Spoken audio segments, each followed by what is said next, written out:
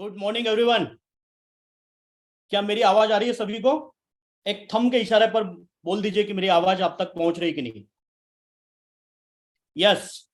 Good morning everyone. मैं सभी का सनेज परिवार कर से आपका अभिनंदन करता हूं। और आज मॉर्निंग सेशन में हम लोग एक साथ में आए हैं। और जो भी सेशन आज होने वाला है ये बहुत इंपॉर्टेंट टॉपिक सनेज परिवार लेके आया है। तो दोस्तों, आज के इस वेबिनार में महत्वपूर्ण ये है कि जैसे राजेश सर ने आज के मीटिंग का स्टार्टअप लिया, तो राजेश सर का मैं धन्यवाद करता हूं। दोस्तों, आज जैसे कि हम देख रहे हैं 7 साल से सनेज परिवार या हम सब लोग जो मिलके काम कर रहे हैं ऑल ओवर इंडिया में या इंडिया के बाहर भी, हम आज अपने प्रोडक्ट के माध्यम से कदम रख चुके हैं। तो हर एक डिवीजन में सनेज बहुत अच्छी बेहतरीन तरीके से काम कर रहा है। आप देख रहे होंगे, जैसे हेल्थ डिवीजन है, जैसे हमारा गारमेंट सेक्टर है, जैसे हमारा ब्यूटी सेक्शन है, जैसे हमारा वेटनरी सेक्शन है, ऐसे ही एक महत्वपूर्ण सेक्शन पर हम बात करने वाले हैं जो है हमारा एग्रीकल्चर। राजेश सर ने बताया 70% लोग आज भी गांवों में रहते हैं, जो कि एग्रीकल्चर के ऊपर उनकी जीविकाएं चलती है। आज जो ये वेबिनार में, ये सेशन में हम लोगों को आज सुन रहे होंगे, तो डेफिनेटली आपको मैं आज अपने वेबिनार को स्टार्ट करने से पहले, मीटिंग को स्टार्ट करने से पहले आप लोगों को क्लियर करना चाहता हूं। दोस्तों, हम कोई भी प्रोडक्ट बना के मार्केट में बेचने के लिए नहीं आए। सबसे पहले हमारा जो मैनेजमेंट आपके लिए काम करता है बेहतरीन सर्विस के लिए। आप लोग, हम मिलके, ऑल लीडर्स, ऑल डिस्ट्रीब्यूटर जो मार्केट में काम कर रहे हैं, एक हमारा विजन है। मैं हरदम बोलता हूं कि कोई भी प्रोडक्ट हम बना के मार्केट में बेचने के लिए नहीं आए माय डियर। जितनी भी ऑर्गेनाइजेशन इस डायरेक्ट सेलिंग फील्ड में होगी ऑल ओवर इंडिया, इंडिया के बाहर भी, उनका किस किस का क्या विजन, क्या मकसद है पता नहीं, लेकिन हमारा सनेज परिवार का और अपना मिलके जो हम सब लोगों का जो मकसद है, जो विजन है, वो दुनिया में या भारत में जो प्रॉब्लम है उस प्रॉब्लम के ऊपर सोल्यूशन देना, ये हमारा महत्वपूर्ण काम है। हम कोई भी प्रोडक्ट, हेल्थ के ऊपर भी प्रोडक्ट बेचना नहीं चाहते, एग्रीकल्चर में भी प्रोडक्ट नहीं बेचना चाहते, लेकिन हेल्थ में जो इश्यूज है, जो प्रॉब्लम है हर व्यक्ति को, हर परिवार को, उस प्रॉब्लम में से हम सोल्यूशन देकर उस प्रॉब्लम में से बाहर निकलना चाहते हैं हर परिवार को। ऐसे ही जब हमने देखा कि इंडिया के अंदर एग्रीकल्चर में भी बहुत सारे इश्यूज है, बहुत सारे प्रॉब्लम है, और उस प्रॉब्लम के ऊपर ये परिवार, ये सनेज फैमिली क्या सोल्यूशन दे सकती है, उस सोल्यूशन को लेके हम लोग आए। क्योंकि फार्मर और हमारा जो खेती है, इन प्रॉब्लम से हमें बाहर निकलना है। इसके ऊपर हमारा पूरा मैनेजमेंट, मैं और मेरे ऐसे व्यक्तिमत्व जो हमें सोने का खजाना जैसे हर एक प्रोडक्ट के बारे में बात करते हैं, काम करते हैं और बनाते हैं, मिस्टर सचिन सामंत सर। हमारा दोनों का विजन या हमारा परिवार का जो विजन बना है, वो मार्केट में हर सेक्टर में हर प्रॉब्लम के ऊपर सॉल्यूशन देना। माय डियर, आज जो मैं एग्रीकल्चर के ऊपर बात करने वाला हूं, सबसे पहले मैं आप लोगों को कहना चाहता हूं कि आप सभी लोगों को नेटवर्क में प्रॉपर बैठना है, कि आप डिस्कनेक्ट ना हो, क्योंकि आज का सेशन बहुत महत्वपूर्ण होने वाला है। सेकंड पार्ट, आपके पास पानी की बोतल, डायरी, पेन, ये सब कुछ लेके बैठना है, क्योंकि ये छोटे से वेबिनार में, ये 2 आवर्स में आपको एग्रीकल्चर की हम करने क्या जा रहे हैं इस सब के बारे में पता चल जाएगा। तो फर्स्ट, जो आज एग्रीकल्चर के हमारे प्रोडक्ट हैं, उन सभी प्रोडक्ट के बारे में आपको डिटेल में डिस्कशन होगा। आने वाले सीजन में आपको क्या काम करना है उसके ऊपर भी बात होगी। और दूसरे, हमने जो इन हाउस प्रोडक्ट बनाने के लिए काम चालू किए, उसके जो डायनामिक पर्सनालिटी है, आप उससे भी मिलने वाले हो। माय डियर, मैं मीटिंग स्टार्ट करने से पहले एक ही बात करना चाहता हूं कि मैं एक किसान का बेटा हूं। ये ऑर्गेनाइजेशन फील्ड ये डेवलप करने से पहले मैं ये मानता हूं कि मैं किसान का बेटा हूं, और किसान के बेटे होने के नाते एग्रीकल्चर में काम करना मतलब प्रोडक्ट बेचना या किसी किसान को कुछ तो भी बेच के आना, ये मकसद हमारा नहीं है। हमारा मकसद एक है कि कोई भी फार्मर जो आज चैलेंज में बैठा है, उस चैलेंज से उसे बाहर निकलना है।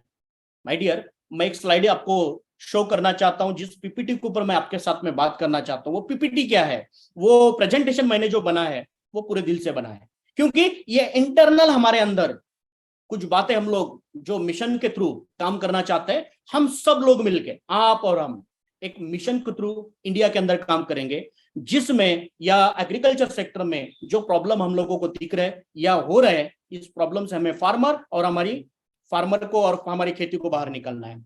तो राजेश सर, नेक्स्ट, मैं सभी का फिर से वेलकम करता हूं इस सेशन में, और हम बहुत सुंदर तरीके से ये 2 आवर्स में अपने सेशन को आज बात करने वाले हैं। मेरा पहला जो पीपीटी का स्लाइड आप लोगों को दिख रहा होगा, माय डियर, एक्चुअली एग्रीकल्चर में हम लोग क्या काम करना चाहते हैं, इससे पहले हम प्रॉब्लम के ऊपर बात करते हैं कि एक्चुअली मार्केट में या पूरे भारत में या पूरे दुनिया में प्रॉब्लम क्या चल रहा है। तो फर्स्ट प्रॉब्लम है माय डियर ग्लोबल वार्मिंग। ये ग्लोबल वार्मिंग क्या है? तो ग्लोबल वार्मिंग आज के डेट में ये ग्लोबल वार्मिंग नहीं है, तो ये हमारे लिए भी वार्निंग बन चुकी है।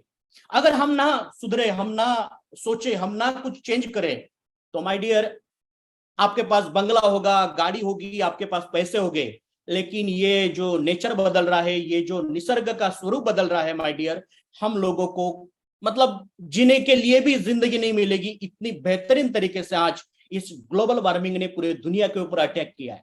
ये भारत के लिए नहीं बात कर रहा हूं मैं, ऑल ओवर वर्ल्ड में आज जो हम प्रॉब्लम देख रहे हैं ग्लोबल वार्मिंग की, ये बहुत बड़ी प्रॉब्लम बन चुकी है। ये ग्लोबल वार्मिंग का निर्माण किसने किया? तो किसी जानवर ने नहीं किया है। ये जो ग्लोबल वार्मिंग को छेड़ा है या जो बनाया है, जो बन रहा है ना, इसके कारण सिर्फ इंसान है। क्योंकि इंसान के पास भगवान ने बनाते वक्त सब कुछ दिया, जानवर जैसे ही, पशु पक्षी जैसे ही, लेकिन एक एक्स्ट्रा बात दी, वो दिया है दिमाग। और हमने दिमाग यूज किया, इतने पावरफुल यूज किया कि हर बात को हमने डेवलप कर दी। देखो, आपने कभी सोचा है कि जंगल में बंदर रहते हैं, जंगल में पशु पक्षी रहते हैं, लेकिन धूप में जब धूप काल का टाइम होता है, तो आपने कभी सुना क्या कोई पशु ने, कोई पक्षी ने एसी बिठाया अपने गर्मी कम करने के लिए? कोई फैन लगाया? नहीं। हम इंसान ने वो गर्मी के ऊपर संशोधन किया कि मुझे वो गर्मी नहीं चाहिए, तो हमने एसी बना दी, हमने फैन बना दिए। नेचर के अपोजिट में हमने क्या क्या खड़ा कर दिए, वो मैं बात कर रहा हूं। दूसरा, ठंड लग रही है बहुत, मतलब हिमाचल में अगर जाएंगे तो बहुत ठंड है। तो जैसे हमारे बात करें महाराष्ट्र की, तो महाराष्ट्र में गर्मी के दिन में ज्यादातर से हम एसी यूज करते हैं, लेकिन आप हिमालय जाएंगे, आप शिमला जाएंगे, तो वहां पर एसी के बजाय आपके रूम में हीटर होता है। मतलब ठंड अच्छी नहीं लग रही तो हमने हीटर बना दिया। ऐसे हमने अपने किचन तक कुछ ऐसे संशोधन किए जो आपको गर्म खाना मिल सके, तो आपने ओवन भी बना दिया, जबकि वो इतना डेंजर बन चुका है। सब बातें जो हमने बनाई है ये बहुत डेंजर बन चुकी है। लेकिन ये छोटी छोटी बातें, लेकिन और भी कुछ बातें मैं आपके सामने रखना चाहता हूं। ये ग्लोबल वार्मिंग हमें इशारा कर रहा है कि हमें बदलना है। और ये बदलाव के लिए पूरे भारत में, पूरे इंडिया में कितने तो भी ऑर्गेनाइजेशंस वर्ल्ड वाइड काम कर रही है, जिसमें सनेज अपना बड़ा योगदान देगी, हम लोग अपना योगदान देंगे इस इंडिया के अंदर, इस देश के अंदर एक ग्लोबल वार्मिंग या निसर्ग को बदलने के लिए और एग्रीकल्चर और फार्मर के लिए काम करने के लिए। ये मेरे दिल से कुछ जो विजन मैंने बनाए उसके ऊपर हम काम करने वाले my dear. Next, global warming बना किससे, इसके कारण क्या क्या है, थोड़ा सा उसके ऊपर हम नजर डालेंगे। तो ग्लोबल वार्मिंग के लिए जो सबसे ज्यादा कारणीभूत बना है, वो कारण बना है कि जो भी हमारे फैक्ट्रीज है, जो भी हमारी बड़ी बड़ी यूनिट आप देख रहे हैं, जहां से सबसे ज्यादा धुआं निकलता है, सबसे ज्यादा वेस्ट निकलता है, और ये इतना डेंजर होता है अपने निसर्ग के लिए। और हम संशोधन करते करते इतनी बड़ी बड़ी फैक्ट्रियां बना दी है। इस फैक्ट्री का जो केमिकल वाला पानी है वो हमने नदी में डाल दिए, धुआं हमने निसर्ग में छोड़ दिया, इस आकाश में, इस दुनिया में छोड़ दिए। और सबसे ज्यादा चैलेंज और सबसे ज्यादा प्रॉब्लम यहीं से हमें शुरुआत हुई। दूसरा, आज के डेट में आप लोग देख रहे होंगे कि कितनी ज्यादा हमारे पास कार, गाड़ियां, 4 व्हीलर, 2 व्हीलर बन चुकी है। पहले गांवों में, पूरे गांवों में 1-2 लोगों के पास में 2 व्हीलर होती थी, सबसे ज्यादा हम साइकिल यूज करते थे। लेकिन पूरे भारत में आप देखोगे आज तो हर परिवार, हर घर के सामने पार्किंग नहीं है गाड़ी के लिए, लेकिन गाड़ी है। ये पूरा बदलाव आज जो बना है, इसका बदलाव क्या हुआ? जो भी डीजल, जो भी पेट्रोल अपने गाड़ी में जलता है, इसका जो धुआं बाहर निकलता है, तो एक कार्बन डाइऑक्साइड हम निसर्ग में छोड़ता है। आज आप अगर देखोगे तो फैक्ट्री का धुआं छूट रहा है, गाड़ी का धुआं छूट रहा है। ये ग्लोबल वार्मिंग के लिए सबसे बड़ा हीट बढ़ाने के लिए कारणीभूत है। और क्या कारण हो सकता है? तो दूसरा कारण इसमें और भी है दोस्तों, जो कोयला सबसे ज्यादा फैक्ट्री में या बहुत बड़ी बड़ी जगह पर, एवन इलेक्ट्रिसिटी बनाने के लिए भी कोयला लगता है। तो वो जो कोयला निकालते हम लोग, जमीन से निकालते हैं, अपने धरती मां से निकालते हैं, लेकिन वो जलने के बाद उसकी जो राख होती है, वो राख डिसॉल्व करने के लिए कोई भी आज के डेट में वर्क नहीं है। बड़े बड़े साइंटिस्ट उसके ऊपर काम कर रहे हैं, लेकिन जो राख निकलती है कोयला जलने के बाद, वो डिसॉल्व नहीं होती, और सबसे ज्यादा घातक निसर्ग को वो राख भी है। तो इस तरह से हमने सब कुछ बनाया, लेकिन धीरे धीरे धीरे जो निसर्ग हमारे परदादा जी के टाइम में था, आज वो निसर्ग हमने नहीं रखा। माय डियर, ये क्या हो सकता है पता है? आज हमने तो अच्छी जिंदगी जी है, लेकिन आने वाले नेक्स्ट जनरेशन के लिए, उस नेक्स्ट जनरेशन के लिए ये देश, ये इंडिया, ये भारत हमारा, हम क्या छोड़ के जाएंगे पता नहीं, क्योंकि आज के डेट में ये सब कुछ बदल चुका है। माय डियर, आपने देखा होगा कोरोना के टाइम पर हमें ऑक्सीजन की कमतरता, ऑक्सीजन हमें नहीं मिल पाया। उस ऑक्सीजन के लिए एक एक पेशेंट ने, जब वो एडमिट हुआ तो उसे एक दिन का ऑक्सीजन लेने के लिए एक जो वो सिलेंडर था वो 2000, 2500, 3000 तक भी परचेस किया।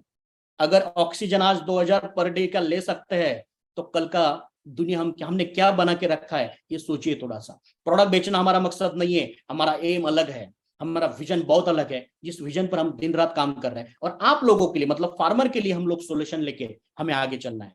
माय डियर, ग्लोबल वार्मिंग के लिए और क्या कारण हो सकता है? नेक्स्ट मैं और कारण के ऊपर बात करूंगा जिससे हमें बहुत ज्यादा छेड़खानी की है, बहुत ज्यादा हमने उसे चैलेंज में निर्माण किए, और वो हमारा पॉइंट है नेक्स्ट राजेश सर, वो हमारा निसर्ग के प्रति जो हमने पेड़ पौधों को काटा है आज तक।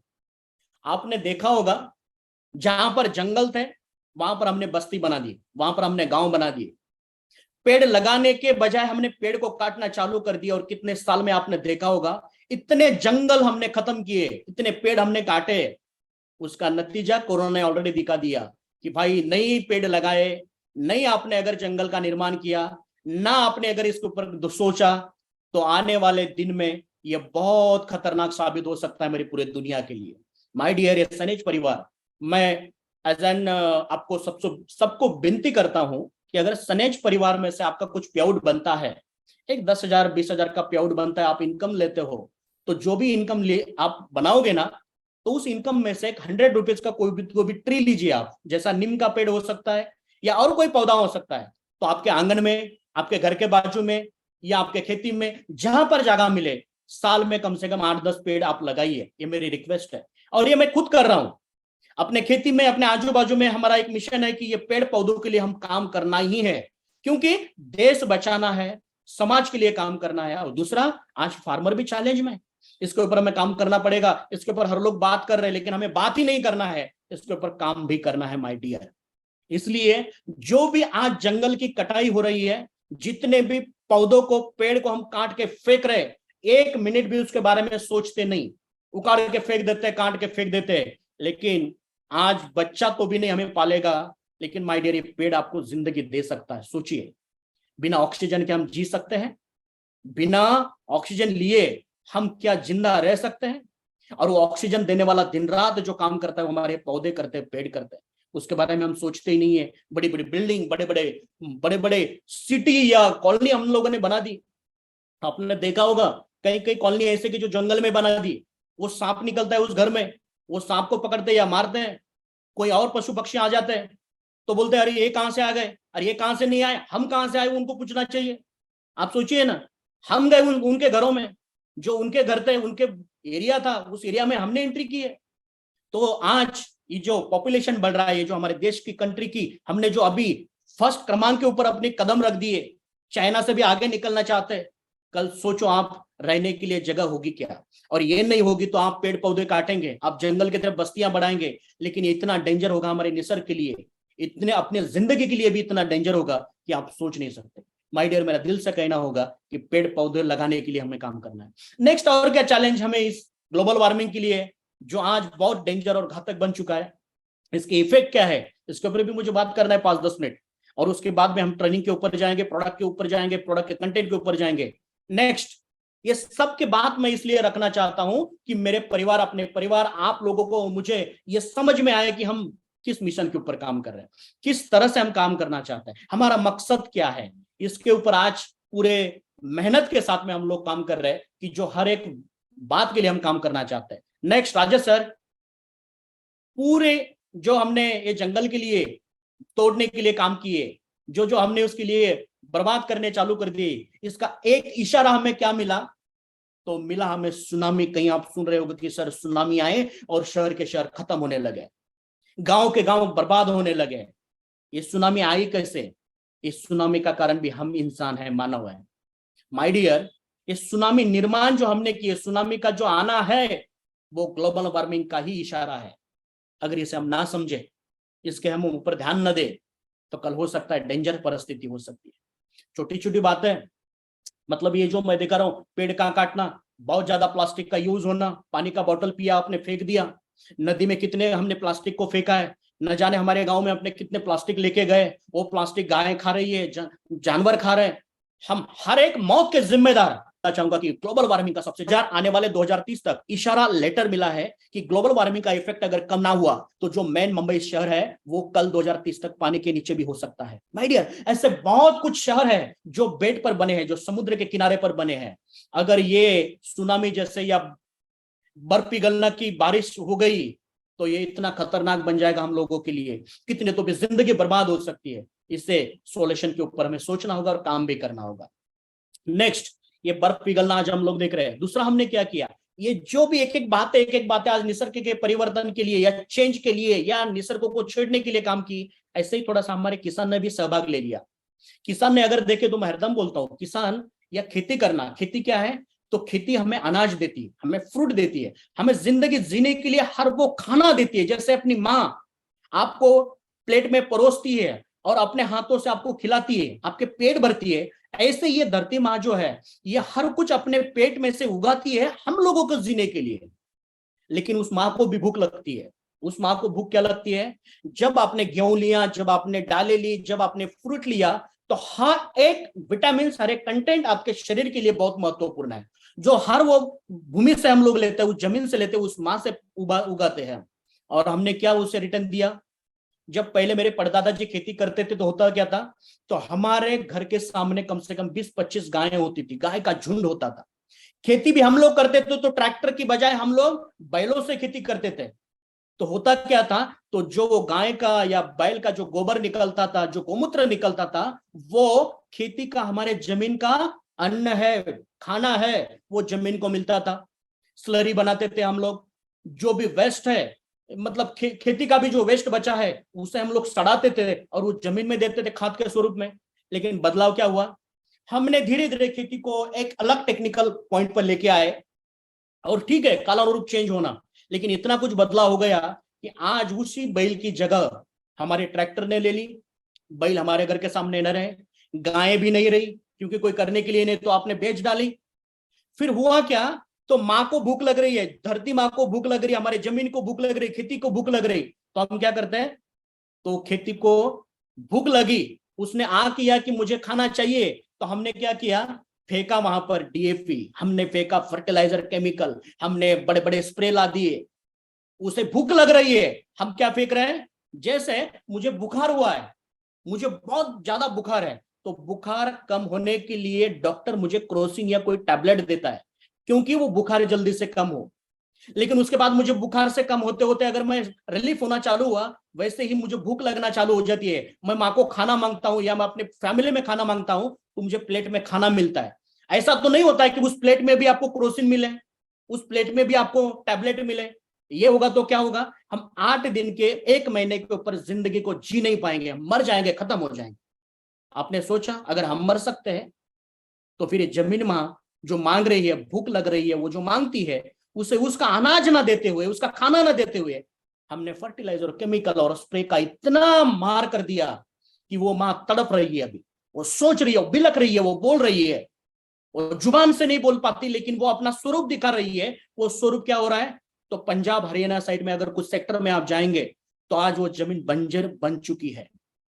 जिस खेती को, जिस जमीन को आप बैलों के माध्यम से कुछ हल करते थे और जमीन को तैयार करते थे, खेती को तैयार करते थे, आज उसी खेती में ट्रैक्टर जाता है तो ट्रैक्टर का भी जो मतलब यंत्र होते हैं वो भी नहीं लग पाते। इतनी कड़क जमीन बन चुकी है, इतनी बंजर हमने बना दी है। तो इतनी कड़क और इतनी जो एकदम पत्थर जैसे बन गई जमीन, वो जमीन आपकी पानी को स्टोर कर पाएगी? पानी का उसका होल्डिंग कैपेसिटी जो होता है बारिश का, पहले तो बारिश कम होना चालू हुआ और कम बारिश में भी हमारी जो मिट्टी है वो पानी को होल्ड कर नहीं पा रही, क्योंकि उसमें जो नरमपना होता है वो निकल गया। इस सब बातों के ऊपर हम फार्मर को, हम खेती को, या हम इस प्रोडक्ट को जो फार्मर के पास लेके जाने वाले हैं, ये मिशन को समझना होगा। तो सनेज परिवार एग्रीकल्चर प्रोडक्ट बेचने के लिए मार्केट में नहीं जाना है, तो हमें वो जो फार्मर का प्रॉब्लम है, वो जो फार्मिंग का प्रॉब्लम बन चुका है, उसके ऊपर सोल्यूशन के लिए हर गांव तक पहुंचना है माय डियर। और मैं मानता हूं कि हम सब लोग उस मिशनरी के साथ में काम करेंगे, उस मिशन के साथ में काम करेंगे। नेक्स्ट, जैसे आज अगर देखेंगे तो केमिकल फर्टिलाइजर का इतना मारा हुआ, इतना स्प्रे हुआ, इतना बढ़ चुका, तो जिस प्लेट में हमें अपने फूड के माध्यम से, खाने के माध्यम से अपने शरीर को पाल पोसने के लिए, बड़ा करने के लिए विटामिन मिलते थे, अच्छी हमारी प्रोटीन मिलती थी, उसमें से हमें अभी क्या आना चालू हुआ, तो धीरे धीरे पॉइजन आना चालू हुआ। देखो, आपके बाजू में ना हवाएं शुद्ध है, ना पानी शुद्ध रहा, ना आज का खाना हमारा शुद्ध रहा। इस खाने में से भी हम धीरे धीरे अपने अंदर क्या डाल रहे हैं, तो हम धीरे धीरे पॉइजन भी डाल रहे हैं। हम भी खा रहे हैं और हमारे परिवार को भी दे रहा है। परिवार अपनी टीम भी है, परिवार हमारा खुद का भी है, और परिवार हमारा देश का भी है। हम खुद भी खा रहे हैं और अपने परिवार को भी खिला रहे हैं। माय डियर, हुआ क्या? इसका नतीजा ये हुआ कि आज के डेट में अत्याधुनिक हॉस्पिटल की निर्माण हुई पूरे भारत में, पूरे अपने देश में बड़े बड़े हॉस्पिटल बने। लेकिन बड़े बड़े हॉस्पिटल बनने के बाद भी पेशेंट की लाइन कम हुई या बढ़ी? बीमारियां कम हुई या बढ़ी?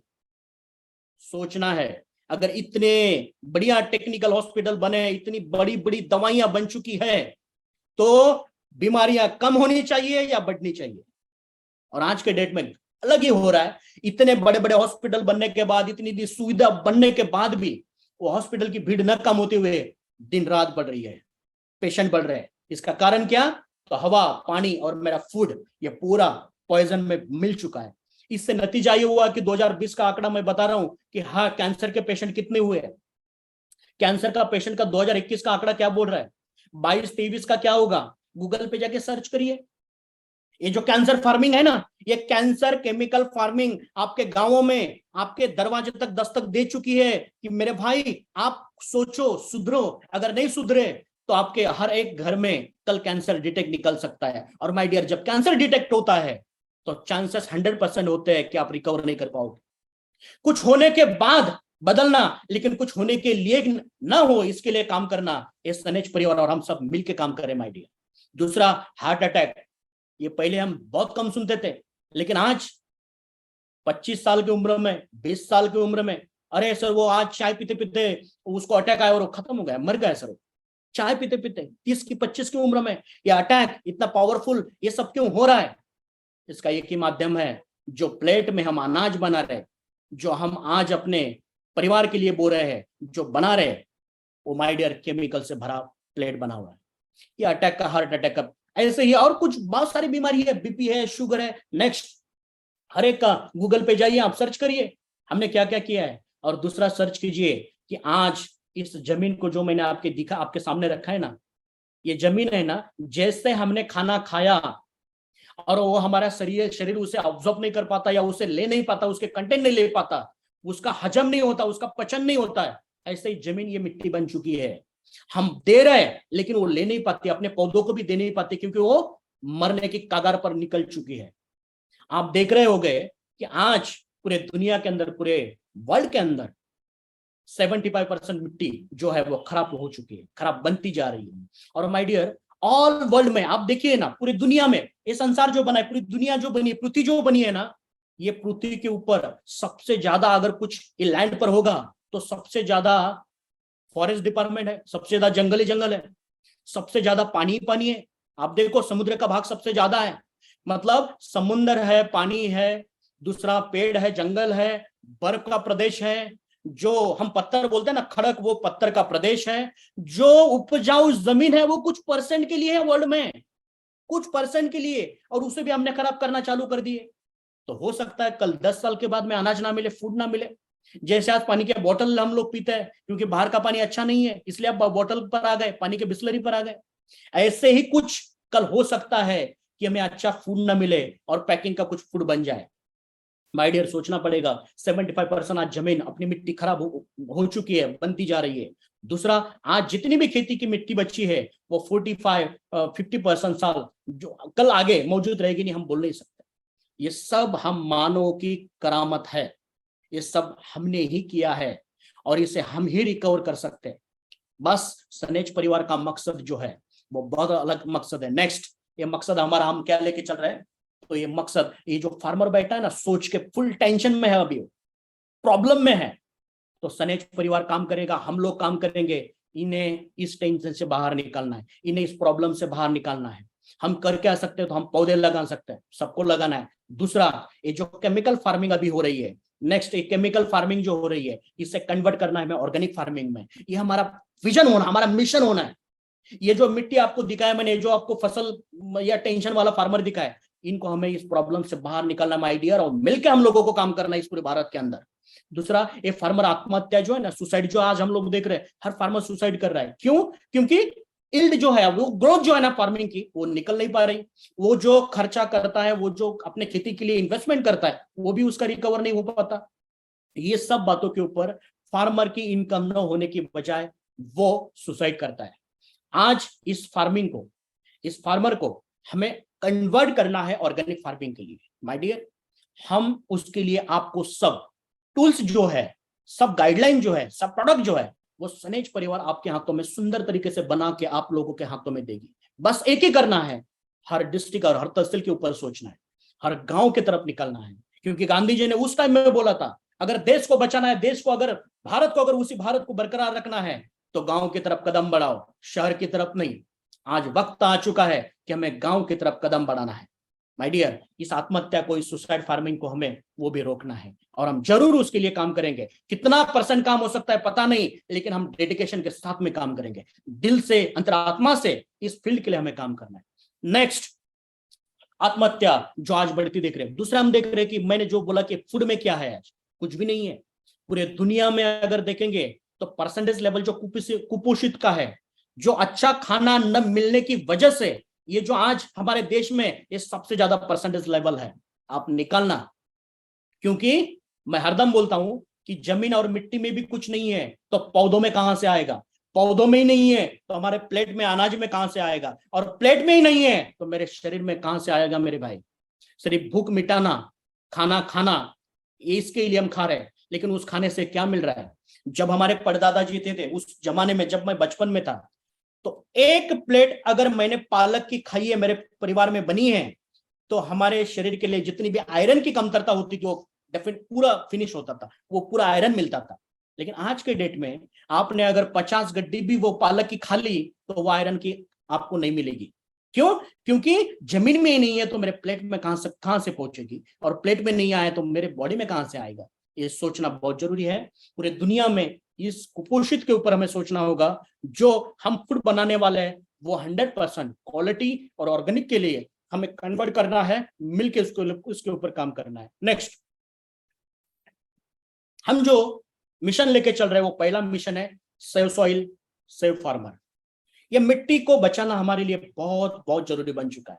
आप बोले सर इसके ऊपर बात क्या है? हमारा 7 साल का सफर देखेंगे तो मैनेजमेंट कभी सोचता नहीं कि हमें कितना कमाना है, हमें कितना क्या करना है। हमारा एक ही मकसद है, हम वो बनाएंगे जो भारत के अंदर हर एक सेक्टर में हम सोल्यूशन देने के काम करेंगे। और उसके साथ में ही हमें जो एक मिशन है, वो मिशन है हमारा सेव सॉइल सेव फार्मर। आज मिट्टी भी मरती जा रही है, जमीन भी मरती जा रही है, और हमारा फार्मर भी मर रहा है।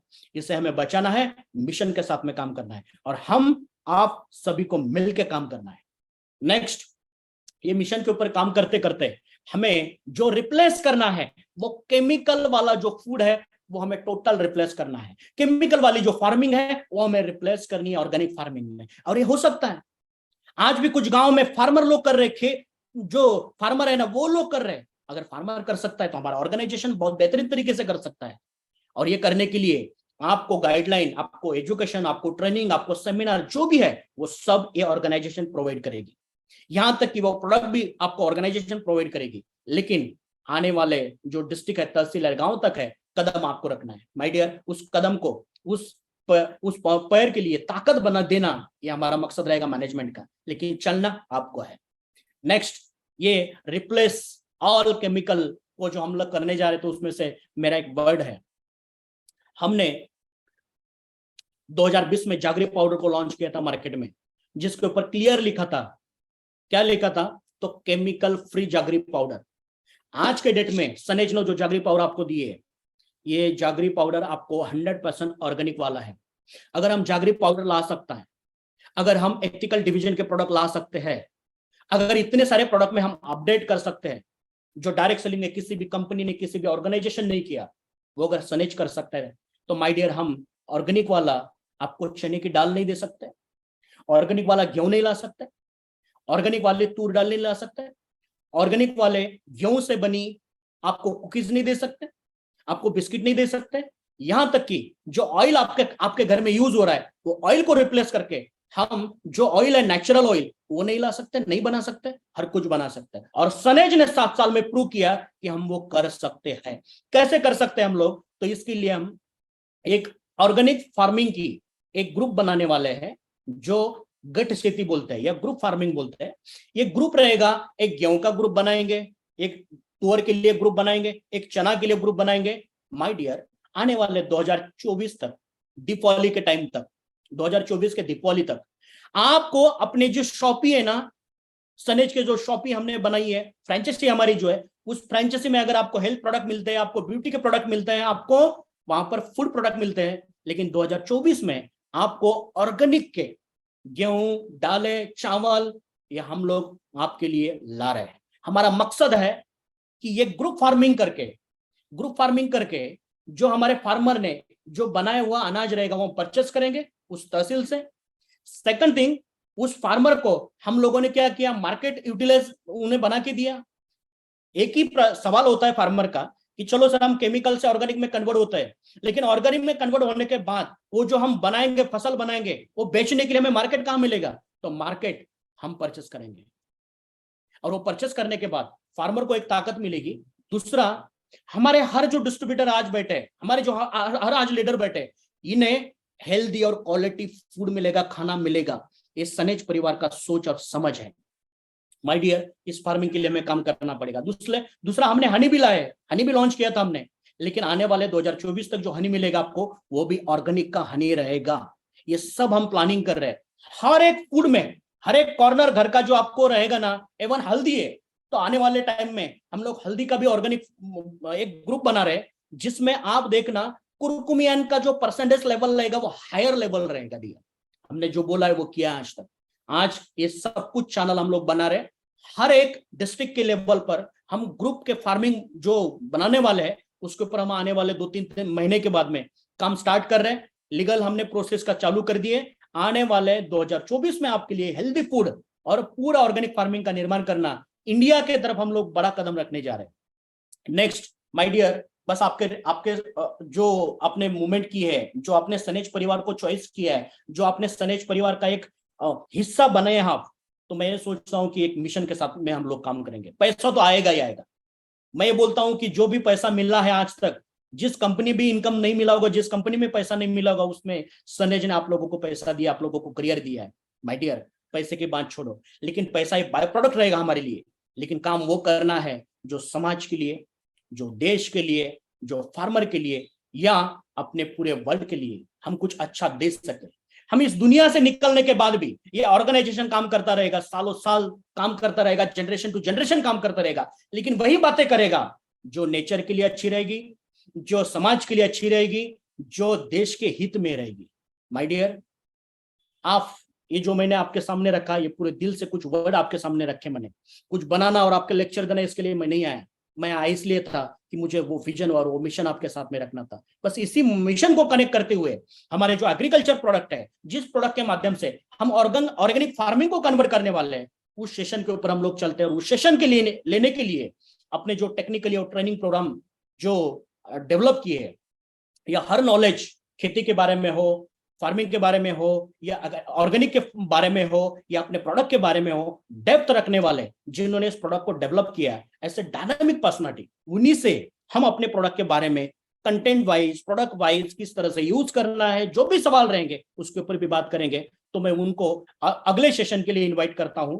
और आप लोग खुले दिमाग से, खुले माइंड से डायरी और पेन लेके समझदारी के साथ में बैठ के आज कोई सेशन को अटेंड करना है। तो अगले सेशन के लिए मैं इनवाइट करता हूं। सो प्लीज वेलकम अपने प्रोडक्ट के ऊपर बहुत अच्छी तरीके से, जो आज आपके सामने बात करने वाले हैं, mister Rohan Raut sir. Rohan Raut sir, क्या आवाज आ रही है मेरी? यस सर, आ रही है। Yes sir, yes sir, sir. तो सर, नेक्स्ट सेशन आपको कंटिन्यू करना है। Over you please sir. Yes sir, thank you sir, thank you Thank very much.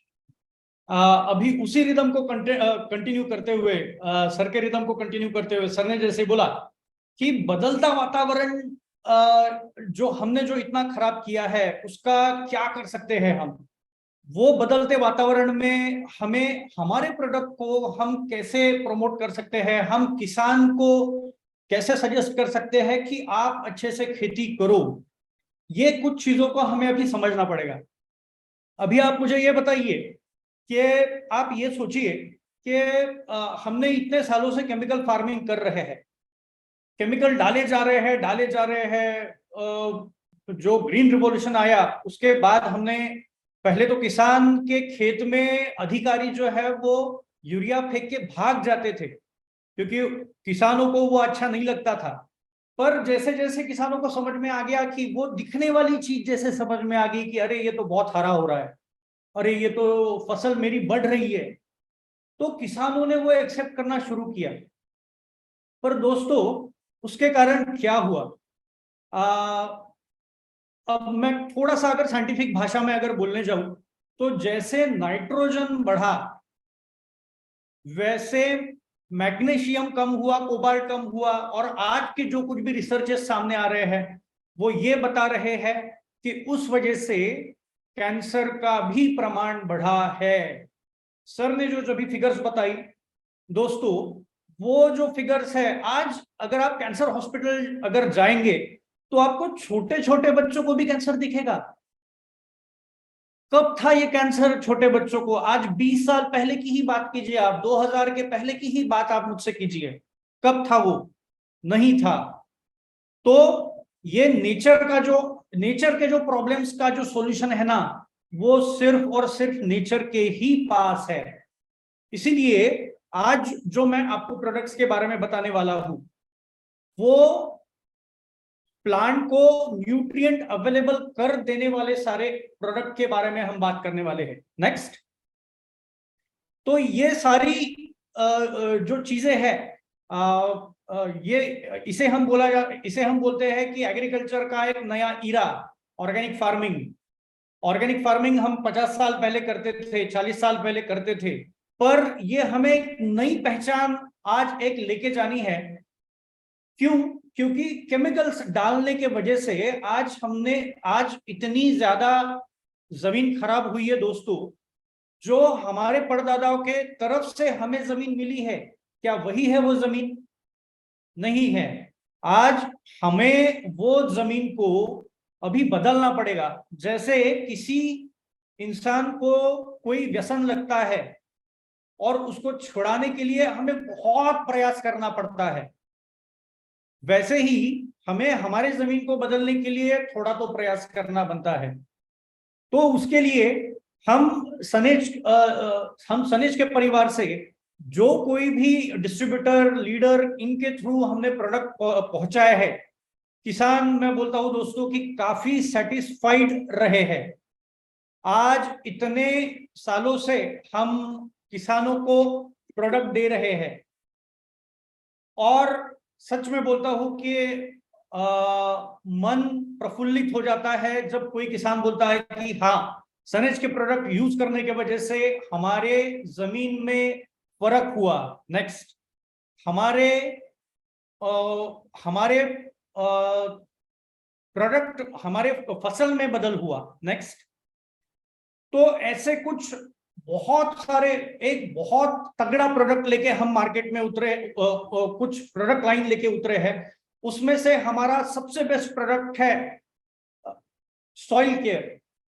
आप कोई भी जमीन को अगर आपको सुधारना है तो आपको सॉइल केयर देना ही है। सॉइल केयर क्या करेगा? सॉइल केयर का अगर मैं आपको बताने जाऊं तो सॉइल केयर में हम ह्यूमिक एसिड देते हैं, हम कुछ प्लांट के लिए कुछ हार्मोन्स देते हैं और माइक्रोराइजा उसमें हम देते हैं। अब ये सब कुछ क्या करता है कि जड़े जो है, माइक्रोराइजा जो है वो जड़े बढ़ाने का काम करता है। फॉर एग्जाम्पल, अगर 1 स्क्वायर मीटर का अगर हमारा रूट जोन है, तो माइक्रोराइजा क्या करेगा, उसके रूट जोन को बढ़ाएगा, उसके रूट्स में अपना हाइफे डाल के, मैं थोड़ा सा टेक्निकल जा रहा हूं, माफ कीजिएगा, तो उसमें थोड़ा वो अपना हाइफे डाल के वो न्यूट्रिएंट जो है वो बाहर ढूंढने के लिए और जाएगा, और उसका अगर 1 स्क्वायर मीटर का अगर रूट जोन है, तो वो बढ़ा के 4 स्क्वायर मीटर, 5 स्क्वायर मीटर ऐसा करेगा, और वो उस जोन से न्यूट्रिएंट अपटेक करना शुरू करेगा दोस्तों। सॉइल केयर जमीन से आने वाली जो फंगस है उसको भी बचाने का बहुत बड़ा काम करता है। ये एक अम्ब्रेला की तरह काम करता है कि जिसके नीचे सारे बेनिफिशियल फंगस जो है वो अपने वो रहते हैं, वो या वो अपना घर बनाते हैं। साथ में ही सॉइल केयर फॉस्फोरस, जिंक, ये और बाकी के बहुत सारे माइक्रोन्यूट्रिएंट्स प्लांट को अवेलेबल करके देने का काम करता है। आप दोस्तों ध्यान दीजिए मैं क्या बोल रहा हूं। नेचर ऐसी बात नहीं है कि जिसको आपको देना पड़ेगा, नेचर से तो हम लेते हैं, हम नेचर से बने हैं, तो नेचर से हमें लेना है। तो कैसे लेना है, ये सारी ये अगर हमारा अगर माइक्रोराइजा अगर सॉइल में है, तो वो सारे न्यूट्रिएंट जमीन से खोज के प्लांट को देगा, झाड़ बताएगा कि मुझे क्या क्या चाहिए, और उस हिसाब से वो माइक्रोराइजा काम करेगा दोस्तों, सॉइल केयर काम करेगा। सॉइल केयर को लेके, सॉइल केयर आज हमारी कंपनी का हिट प्रोडक्ट है। आज सबसे ज्यादा अगर हम कोई अगर चीज अगर किसानों को देते हैं या किसानों ने पसंद की है, तो वो है सॉइल केयर। सारे फसल में, सारे यानी आप नाम बोलिए, वो सारी फसल में हमने सॉइल केयर के रिजल्ट लिए हैं। आप जो एरिया बोलेंगे वो एरिया बोलिए, आप वो एरिया में हमने रिजल्ट लिए हैं। वो भले ही हिमाचल से लेके आप शुरू करें, नीचे हमने साउथ तक, जहां आंध्रा तक हमने रिजल्ट लिए हैं प्रोडक्ट के। जहां कहीं भी हमारे डिस्ट्रीब्यूटर है, उन्होंने काफी पसंद किया है इस प्रोडक्ट को। तो इसको देने की अगर मात्रा के बारे में अगर आप मुझे पूछेंगे, तो हमें इसको देना है 1 किलो प्रति एकड़ के हिसाब से हमें जमीन में देना है। ये धान की फसल हो, मराठी में जिसे भात बोलते हैं, या फिर आप बागबानी फसल हो, यानी फ्रूट क्रॉप्स, आप अंगूर से लेके आप कोई भी छोटा फसल आप बोलिए कि जिसके तरफ किसान केयर भी नहीं देता, यानी नींबू फॉर एग्जांपल, उसके तरफ किसान केयर भी उतना नहीं देता है, उसके लिए हमारा प्रोडक्ट सॉइल केयर ये तूफान कर देगा। कई सारे किसानों के ऐसे भी रिजल्ट आए हैं कि जैसे पोमोग्रेनेट के किसान, उन्होंने ये बताया है कि हम जब उसका रूट थिनिंग करते हैं, तो बाकी के यानी हमेशा के वक्त से डबल हमें मजूर लगे। इतने रूट्स का जंजाल जो है वो सॉइल केयर ने बनाया था दोस्तों। तो ड्रिप के थ्रू अगर आपको देना है, तो 1 किलो प्रति एकड़ के हिसाब से आप ड्रिप के थ्रू दे सकते हैं, या फिर अगर जमीन के ऊपर स्प्रे करना है, तो पूरी जमीन के ऊपर आप स्प्रे करके उसको आप दे सकते हैं। या अगर हम कंपोस्ट अगर यूज करते हैं, मैं सिर्फ गोबर खाद नहीं बोलूंगा, मैं कंपोस्ट बोलूंगा, कि जिसने अपना जो स्मेल है, गोबर का जो स्मेल है वो छोड़ दिया है, ऐसा वो कंपोस्ट हम 1 टन में 1 किलो हम सॉइल केयर डाल के हम जमीन में फेंक सकते हैं। अब काफी सारे लोग बोलते हैं कि इसके साथ केमिकल्स यूज करने हैं क्या, तो नहीं, इसके साथ हमें केमिकल्स यूज नहीं करना है। तो इस हिसाब से हमें सॉइल केयर का उपयोग करना है। नेक्स्ट हमारा प्रोडक्ट है सनगार्ड। सनगार्ड ये एक आज अभी फंगल प्रॉब्लम, जमीन में फंगल प्रॉब्लम बहुत ज्यादा लोगों को आ रहे हैं। आप चना में बोलिए, चना का पूरा प्लॉट बैठ रहा है।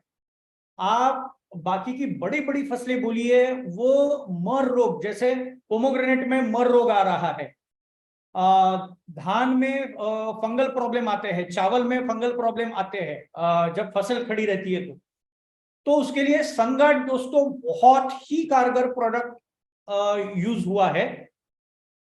जितना सॉइल केयर जाता है उतना सनगार्ड जाता है। ये जय और वीरू की जोड़ी है दोस्तों। ये हमारे जय और वीरू है, सनेज के जय और वीरू है। ये फिर से बहुत सारी फंगल प्रॉब्लम्स को, सॉइल फंगल प्रॉब्लम्स को कवर करने के लिए हम सनगार्ड को रेकमेंड करते हैं। अब किसान बोलते हैं कि सर क्रॉप जो है वो कवर नहीं हो रही है, या फिर कोई भी केमिकल से कवर नहीं हो रही है। दोस्तों ऐसे मेरे तरफ, मैं नागपुर एरिया के तरफ से बिलोंग करता हूं, हमने सनगार्ड के ट्रायल वहां पे लिए थे जहां पे कोई भी केमिकल, आप नाम बोलिए वो केमिकल, एमएनसी का जो कोई भी केमिकल है, उन्होंने रिजल्ट नहीं दिया। पर सनगार्ड के रिपीटेड एप्लीकेशन में मिर्ची में दोस्तों, मिर्ची में रिजल्ट, बहुत शानदार रिजल्ट खड़े हुए हैं। प्रॉब्लम ये था कि वहां पे मर रोग जिसे बोलते हैं फ्यूजेरियम विल्ट, वो कंटिन्यूअस आ रहा था और कोई भी केमिकल से वो जा नहीं रहा था। सनगार्ड को कवर करने में प्रॉब्लम हुआ, मैं ये नहीं बोलूंगा कि उसे प्रॉब्लम नहीं हुआ, पर हमें रिपीटेड एप्लीकेशन जब हमने की तो सनगार्ड ने काफी इफिशिएंटली प्लॉट को कवर किया। तो सनगार्ड, मैं ये बोल रहा हूं दोस्तों कि मैंने जब भी शुरुआत में जो बोला कि नेचर के जो आंसर है वो नेचर के ही पास है, इसमें कुछ ऐसे हमने घटक डाले हैं कि जो हमने नेचर से ही निकाले हैं। अब आप मुझे बोलेंगे कि यार क्या ये मेरे खेत में नहीं है? दोस्तों बिल्कुल है, पर आप मुझे ये बताइए, क्या आप अपने खेत में टिलिंग करते हैं, यानी जुताई करते हैं? क्या आप अपने खेत में केमिकल्स यूज करते हैं? आपने सबसे पिछला जो कंपोस्ट है वो कब डाला? इस सारे सवालों के जवाब अगर निगेटिव है तो हाँ, आपके जमीन में ये चीज नहीं है। इसीलिए मैं हमेशा बोलता हूं दोस्तों कि आपको जमीन में कम से कम जुताई करनी है, ग्रीन मैन्यूरिंग यूज करना है, यानी हरी खाद जिसे हम बोलते हैं, कंपोस्ट हमें यूज करना है, और ये सब घर रहेगा सारे जीवाणुओं का। आप फिर आप फिर सॉइल केयर डालिए, आप फिर सनगार्ड डालिए, और फिर रिजल्ट देखिए दोस्तों, क्या तूफान रिजल्ट आते हैं। इसको हमें अगर यूज करना है तो दो तीन तरीके से हम यूज कर सकते हैं। सबसे पहले क्रॉप के ऊपर हम स्प्रे कर सकते हैं। ये अगर आपका कोई भी अगर फंगल प्रॉब्लम हो, अगर प्राइमरी स्टेज में आपको अगर कवर करना है दोस्तों, तो इसका 3 ml के हिसाब से हम स्प्रे रेकमेंड करते हैं। इसके साथ छाछ 3 ml पर लीटर ऑफ वाटर के हिसाब से हम इसको स्प्रे करने के लिए बोलते हैं। ये कब करना है? जब आपका अभी बारिश शुरू हो जाएगी, वेस्टर्न महाराष्ट्र में या फिर कोकण में अभी बारिश शुरू हो गई है, तो थोड़ा सा ह्यूमिड क्लाइमेट अगर है तो सनगार्ड और छाछ, ये दोनों चीजें प्रति लीटर ऑफ पर लीटर ऑफ वाटर 3 ml के हिसाब से हम अगर यूज करते हैं तो फंगल प्रॉब्लम्स में बहुत अच्छा रिजल्ट आता है। केमिकल्स इसके साथ बिल्कुल यूज नहीं करना है। अगर आपने कोई फंगीसाइड अगर डाला है तो सनगार्ड का यूज ना करें। किसानों को हमें फंसाना नहीं है, तो इसीलिए हमें किसानों का बहुत ही करीबी दोस्त बन के जाना है।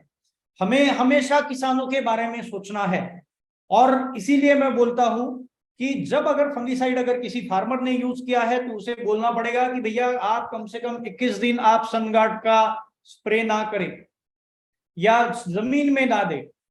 आप शुरू से सनगार्ड को जमीन में रखिए, मैं आपको गारंटी के साथ बोलता हूं कि आपको जमीन में फंगल प्रॉब्लम मिनिमम आएंगे।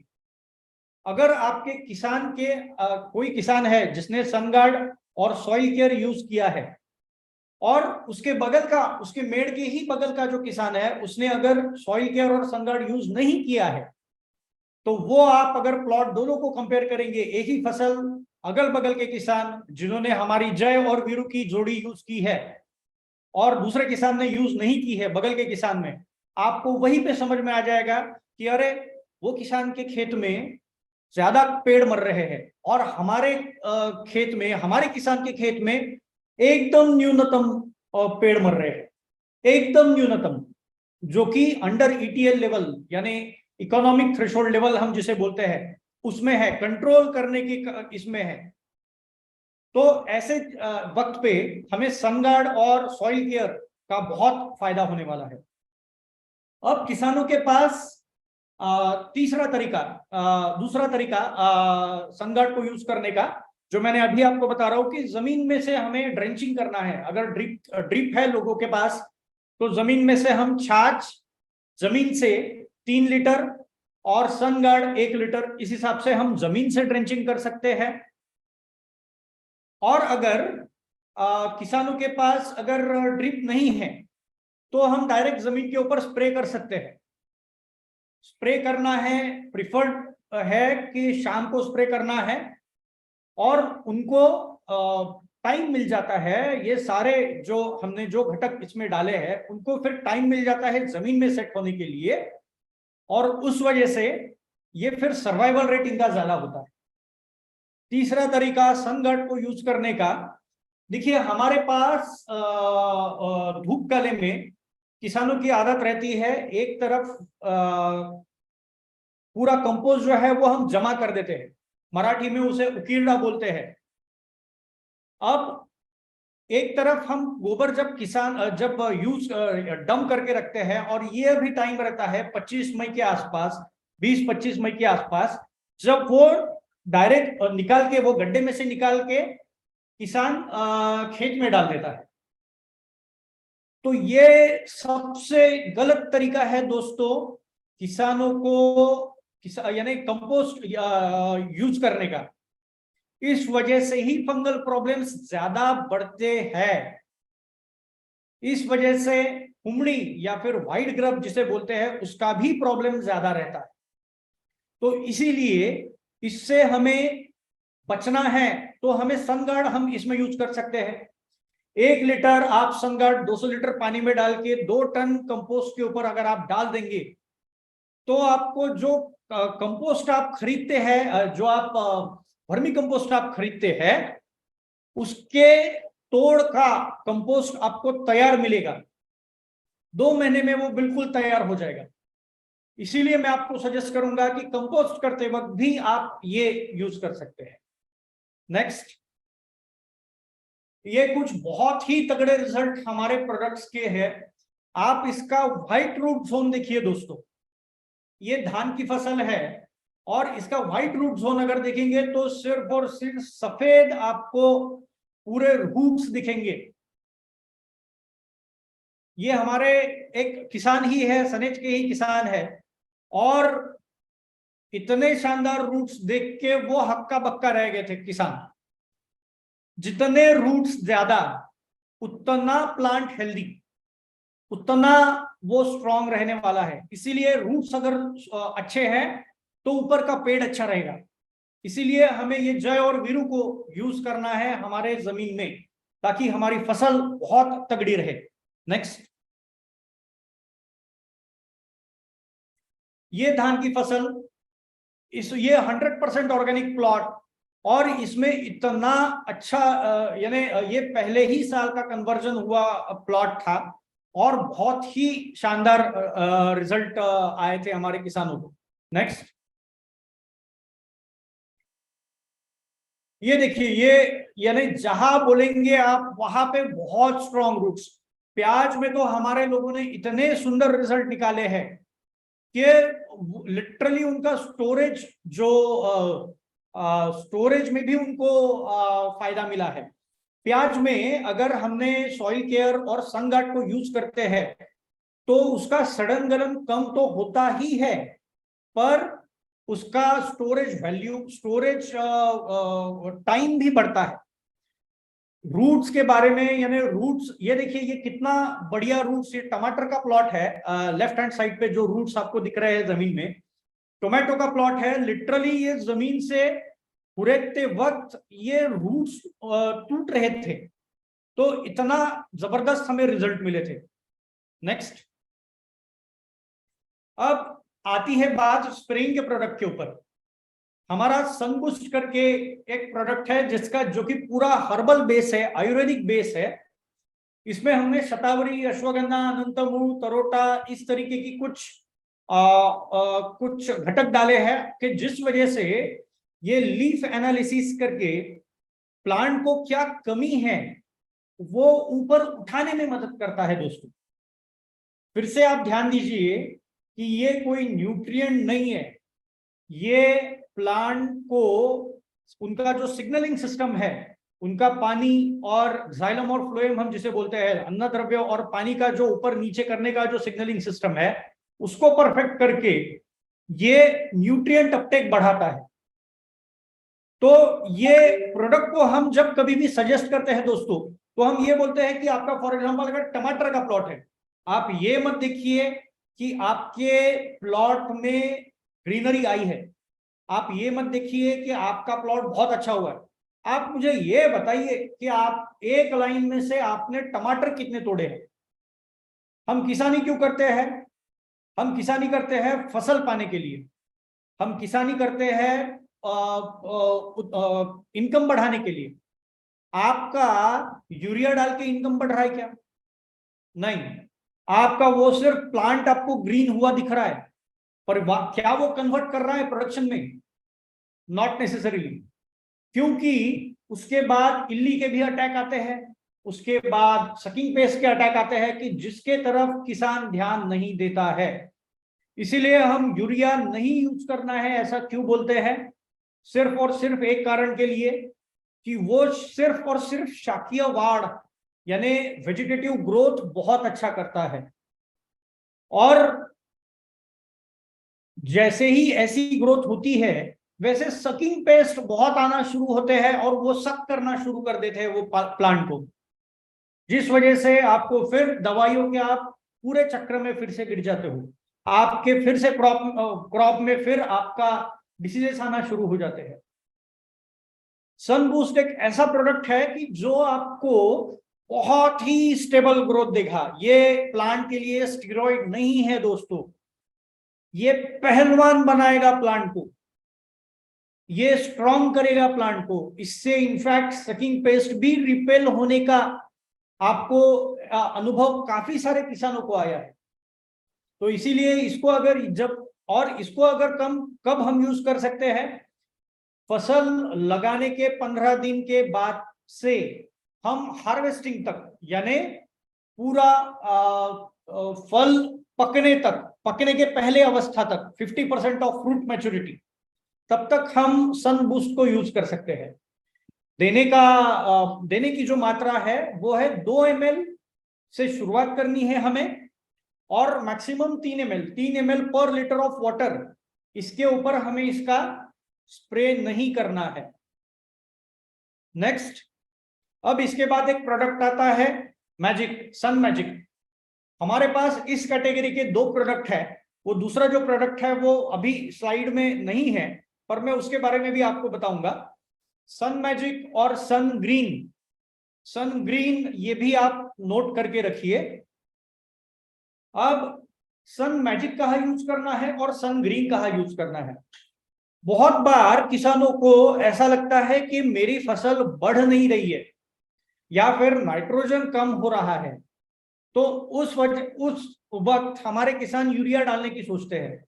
पर दोस्तों यूरिया ना डालते हुए हमने सन मैजिक, सन बूस्ट के साथ, सन बूस्ट तो हमें कंटिन्यूअस यूज करना है, फिर से ये स्प्रेइंग की जय वीरू की जोड़ी है, तो सन बूस्ट हमें तो कंटिन्यूअस यूज करना है, पर उसके साथ सन मैजिक या सन ग्रीन, ये यूज करना है। अब सन मैजिक कहाँ पे यूज करना है? जहां पे बहुत ही स्टंटेड ग्रोथ है, जहां पे बहुत बारिश आई है और उस वजह से प्लांट बढ़ा नहीं है, जहां पे नाइट्रोजन की मात्रा बहुत कम है, जहां पे सॉइल कॉम्पेक्शन की वजह से प्रॉब्लम जा रहे हैं, वहां पे हमें मैजिक यूज करना है। मैजिक यानी मैजिक का ही काम करेगा, आप ये समझ लीजिए। वो इमीडिएट ग्रोथ कर देगा, इमीडिएट बूस्टअप कर देगा। ये रेडी न्यूट्रिशन है प्लांट के लिए, ऐसा आप समझ लीजिए। इसके यानी आप जैसे हमें सलाइन हम यूज करते हैं, डॉक्टर हमें सलाइन देता है, वैसे ही ये सलाइन का काम करेगा। ये इमीडिएट रिलीफ करेगा और प्लांट को बढ़ाने का काम करेगा। पर कब यूज नहीं करना है? जब प्लांट का स्टेबल ग्रोथ है, प्लांट का अच्छा ग्रोथ है, तो हमें इसके अलावा ग्रीन को प्रमोट करना है। ग्रीन का जो ग्रीन क्या करेगा? ये आपका ब्रांचिंग बहुत अच्छा करेगा, ये आपका फ्रूटिंग भी अच्छा करेगा। तो ग्रीन को, सन ग्रीन, इस प्रोडक्ट को हमें फ्लावरिंग तक, जब आपका 50% फ्लावरिंग है, 50% फ्लावरिंग तक हमें यूज करना है। तो सन ग्रीन और सन मैजिक, ये प्रोडक्ट्स को हम अल्टरनेटली यूज कर सकते हैं सन बूस्ट के साथ। सन बूस्ट एक ऐसा समझ लीजिए कि वो च्यवनप्राश है, और सन ग्रीन और सन मैजिक ऐसा समझ लीजिए कि वो आपका खाना है। तो इसलिए सन ग्रीन को हम अगर यूज करेंगे, स्प्रे अगर करेंगे, हमने काफी सारे ट्रायल प्रोडक्ट भी दिए हैं, हमने आसपास 3000 ट्रायल किट भी डिस्ट्रीब्यूट की है सन बूस्ट और सन ग्रीन की। उसके बहुत अच्छे रिजल्ट आए हैं किसानों को। फिर से मात्रा को हमें ध्यान में रखना है। सन ग्रीन का डोज जो है वो 2 ml पर लीटर ऑफ वाटर के साथ हमें सन ग्रीन को यूज करना है, और सन मैजिक का डोज 1 ml पर लीटर ऑफ वाटर के साथ है। आप ये नोट करके रखिए, मैं फिर से बोलूंगा।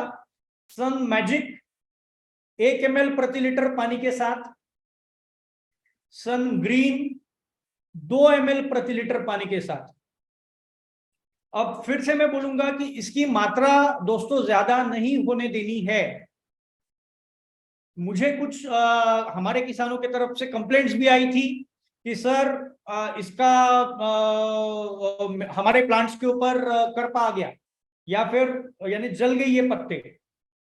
तो दोस्तों, हम बाकी की कंपनियों के समान नहीं है, हमारे डोजेस बदलते नहीं है।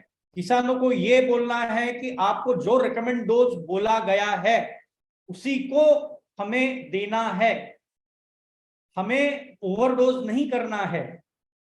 क्या आप आपको डॉक्टर ने अगर 1 क्रोसिन बोला, क्या आप 10 क्रोसिन खा लेते हैं? नहीं ना। वैसे ही हमारे ये प्रोडक्ट है। नेक्स्ट, तो हमें हमारे जो प्रोडक्ट है इसी हिसाब से यूज करने हैं। देखिए, ये पर्टिकुलर अगर मात्रा में अगर हमने यूज किए दोस्तों प्रोडक्ट, तो ये मूंग की फसल है, और ये हाथ एक देखिए, आप अपना हाथ को देखिए और ये मूंग के फसल के पत्तों को देखिए। बहुत ही तगड़े रिजल्ट दोस्तों, बहुत ही शानदार रिजल्ट। सनगार्ड सॉइल केयर ये जमीन में गया है, और कंटिन्यूअस सिर्फ इस पे सन बूस्ट और सन ग्रीन का स्प्रे है। हाथों जितना बड़ा पत्ता मूंग का, और रेजिस्टेंस भी बहुत तगड़ा, प्लांट का भी रेजिस्टेंस बहुत तगड़ा। अच्छा जो फसल है ना दोस्तों, वो खुद की सुरक्षा खुद कर सकता है। हमें उसको केमिकल फर्टिलाइजर जैसे कुबड़ियों की जरूरत नहीं पड़ती है। हमें धीरे धीरे जमीन को अच्छा करना है, और उसको स्ट्रांग करते हुए हमें फसल को भी, जो उत्पाद है उसको भी स्ट्रांग करना है। नेक्स्ट, ये तुअर का प्लॉट है। आप देखिए, ये तुअर का प्लॉट ऑलमोस्ट 25% फ्लावरिंग के स्टेज पे है दोस्तों, और वहां पे मैं ही खड़ा हूं। मेरा हाइट आसपास 6 फीट के मैं कम हूं, जस्ट 6 फीट के नीचे हूं। अगर मैंने अपना हाथ खड़ा किया तो उसका जो हाइट है, तुअर का जो हाइट है, ये और बढ़ा है। ये तुअर का हाइट आसपास 11 से 12 फुट तक गया है, मैक्सिमम हाइट। तो इतने जबरदस्त रिजल्ट हमारे पास आए हैं। तब मुझे मैं किसान भी हूं दोस्तों, ऐसा नहीं कि हम सिर्फ और सिर्फ बात करने वाले हैं, मैं किसान भी हूं। और ये मेरे खेत का रिजल्ट है। इतने शानदार रिजल्ट आए थे उस वक्त के यानी लोग लिटरली देखने आए थे। पूरा प्लॉट पीला हो गया था फूलों की वजह से, तुअर की फूलों की वजह से। 10-11 फीट 10 फीट तो मिनिमम हाइट था तुअर का, और मैक्सिमम हाइट 12 फीट तक पहुंचा था। नेक्स्ट, ये उसी तरीके से मुझे सनेज के माध्यम के तरीके से ही, हमारे डिस्ट्रीब्यूटर की तरफ से ही ये कुछ फोटो प्राप्त हुए हैं। तो बहुत ही शानदार फ्रूटिंग, आप अगर प्लांट हेल्थ देखेंगे तो बहुत ही शानदार। नेक्स्ट, अब आते हैं हम हमारे अगले प्रोडक्ट के ऊपर, fruit and vegetable kit. Fruit and vegetable kit में हम ऐसे ही जमीन में काम करने वाले कुछ बैक्टीरिया और फंगस देते हैं। और ये हम सीधा सीधा बोलते हैं कि काफी सारे लोगों को बहुत बार प्रॉब्लम होता है कि सर हमें केमिकल यूज करना ही पड़ता है। तो मैं बोलता हूं किसानों को कि आप केमिकल अगर यूज कर रहे हो तो उसका जो परसेंटेज है वो लिटरली अगर आप 25 to 30% से आप पूरा कम कर दीजिए, और इस किट को आप यूज कीजिए। ये है फ्रूट एंड वेजिटेबल किट दोस्तों। ये आपका NPK जिंक, ये न्यूट्रिएंट्स की मात्रा आप अगर 25 से 30% भी कम कर दी, और ये अगर किट अगर यूज कर दी, तो जो किसान केमिकल यूज कर रहे हैं उनका तो ये न्यूट्रिशन तो अपटेक करेगा, तो वो करेगा ही, पर सॉइल में से भी अपटेक करना शुरू कर देगा। आज हमारा सॉइल एक बहुत बड़ा न्यूट्रिएंट रिजर्व है, और इस न्यूट्रिएंट रिजर्व में से हमें मैक्सिमम न्यूट्रिएंट अगर अपटेक करने हैं तो फ्रूट एंड वेजिटेबल किट बहुत तगड़ा प्रोडक्ट है। ऐसे ही sugar cane kit. Next, sugar cane के लिए स्पेशल किट है। वो मैं सारे किसानों को, बहुत वेस्टर्न महाराष्ट्र में या फिर सदर्न पार्ट ऑफ जो हमारे स्टेट से आंध्रा तेलंगाना, यहाँ पे भी गन्ना बहुत होता है। तो फ्रूट एंड वेजिटेबल किट और शुगर केन किट, इसको अगर आप देते हैं सीधा सीधा 30-40%, 25%, सीधा सीधा जमीन को देखते हुए आप फर्टिलाइजर डोज को कम करें, और उसके बजाय ये शुगर केन किट दे या फ्रूट एंड वेजिटेबल किट दे, इतने शानदार रिजल्ट। नेक्स्ट, इसमें इतने शानदार रिजल्ट आते हैं दोस्तों। ये देखिए, ये हमारे सनेज परिवार की ही तरफ से आए हुए रिजल्ट है। आप गन्ने का स्ट्रेंथ देखिए, गन्ने का आप वो जाड़ी देखिए, वहां पे अगर आपको सॉइल अगर आप देख पा रहे हैं तो सॉइल भी देखिए, वो पोरस लिटरली, यानी जिसे हम गड्ढा बोलते हैं, वैसी सॉइल हो जाती है दोस्तों। ये ककड़ी का एक पर्टिकुलर वेराइटी है। इसमें हमने सॉइल केयर दिया था, सन गार्ड दिया था, कंटिन्यूअस हमारे प्रोडक्ट का स्प्रेइंग था, फ्रूट एंड वेजिटेबल किट था। किसान लिटरली तोड़ते तोड़ते थक गया दोस्तों, वो तोड़ते तोड़ते थक गया, इतना उसको फ्रूटिंग मिला।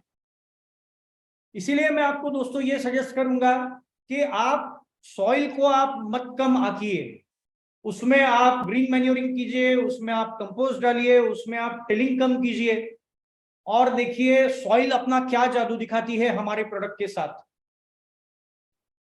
इतने स्ट्रॉन्ग रिजल्ट हमने लिए हैं दोस्तों। हम रिसर्च काफी दिनों से कर रहे हैं। मैं किसान बनके जो काम कर रहा हूँ, मैं 2012 से मैंने अपना जॉब छोड़ के मैंने किसानी दोस्तों शुरू की है। 2009 से मैं ऑर्गेनिक फार्मिंग कर रहा हूँ। आज मैं खुद किसान करके मेरे पास 100 से ज्यादा गाय है, और हम जो किसानी करते हैं वो ऑर्गेनिक फार्मिंग जो करते हैं और उसका जो प्रोड्यूस देते हैं, सच में बोल रहा हूं दोस्तों कि उससे लोगों के डिसीज भी कवर हुए हैं। तो हमें ऐसी फसलें तैयार करनी है। ये प्रोडक्ट एक माध्यम है कि जिनके थ्रू आप, हमारी जो टेक्नोलॉजी है उसके थ्रू आप ऑर्गेनिक प्रोडक्शन आप अचीव कर सकते हैं। नेक्स्ट,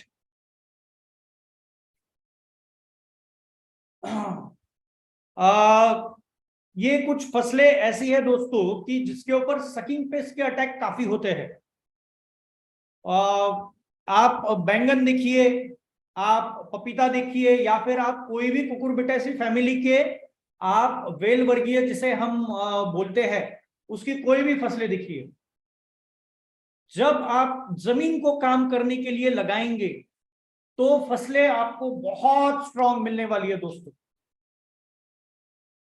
ये प्लॉट्स के ऊपर हमने बहुत ही शानदार तरीके से नियोजन किया था और उसके इतने अच्छे रिजल्ट आए। लिटरली येलो मोजाइक वायरस पपीता के ऊपर नहीं आया, सकिंग पेस्ट का अटैक बैगन के ऊपर नहीं आया, कुकुरबिटेसी फैमिली के ऊपर वायरस का अटैक नहीं आया दोस्तों। पर आपको इसका मैनेजमेंट प्रॉपर करना है। मैनेजमेंट के बारे में मैं आपको ये बोलूंगा कि सॉइल में आपको, फिर से मैं आपको बोलूंगा कि सॉइल केयर, सन गार्ड, ये आपको हर फसल में काम आएगा। जमीन में देते रहिए आप इसको। स्प्रेइंग में ये सारी बैंगन की फसल के ये प्लॉट के बारे में अगर आपको मैं अगर बोलना चाहूंगा तो यहाँ पे कंटिन्यूअस सन बूस्ट का स्प्रे है, सन ग्रीन का स्प्रे है, और इसके साथ हम नीम ऑयल भी देते हैं, उसका भी कंटिन्यूअस स्प्रे है। नेक्स्ट, मिर्ची फिर से एक बहुत ही सकिंग पेस्ट को रिवेल करने वाला या फिर कंटिन्यूअस प्रॉब्लम देने वाला क्रॉप है, सकिंग पेस्ट जिसको बहुत तकलीफ देती है, और वहां पे भी बहुत शानदार रिजल्ट हमको मिले हैं। नेक्स्ट, अब आते हैं दोस्तों हम इल्ली के प्रोडक्ट के ऊपर। सन प्रोटेक्टर, सन प्रोटेक्टर ये सिर्फ और सिर्फ बैगन की जो अंदर की इल्ली है, या फिर हमें बोरिंग पेस्ट हम जिसे बोलते हैं कि जो अंदर जाके अपना पूरा लाइफ जो है वो बिताते हैं, तो वो इल्ली छोड़ के मैक्सिमम इल्लियों के ऊपर इसने बहुत अच्छा रिजल्ट दिया है। इसका हम अभी एडवांस वर्जन भी अभी ला रहे हैं कि जो कि इफेक्टिव रहने वाला है, जिसका जो डोज है वो 1 ml का ही 1 से 1.25 ml का भी रहने वाला है। अभी जिनके पास अभी सन प्रोटेक्टर है वो 2 से 2.25 ml का इसका स्प्रे है, डोज है इसका 2 से 2.25 ml का। और सन प्रोटेक्टर एक एडवांस्ड वर्जन जो आएगा उसका जो स्प्रे, उसका जो डोज रहेगा वो 1 ml का रहेगा, 1 से 1.25 ml का रहेगा। इससे आप सारी जो इल्लियां है वो आप कवर कर पाएंगे।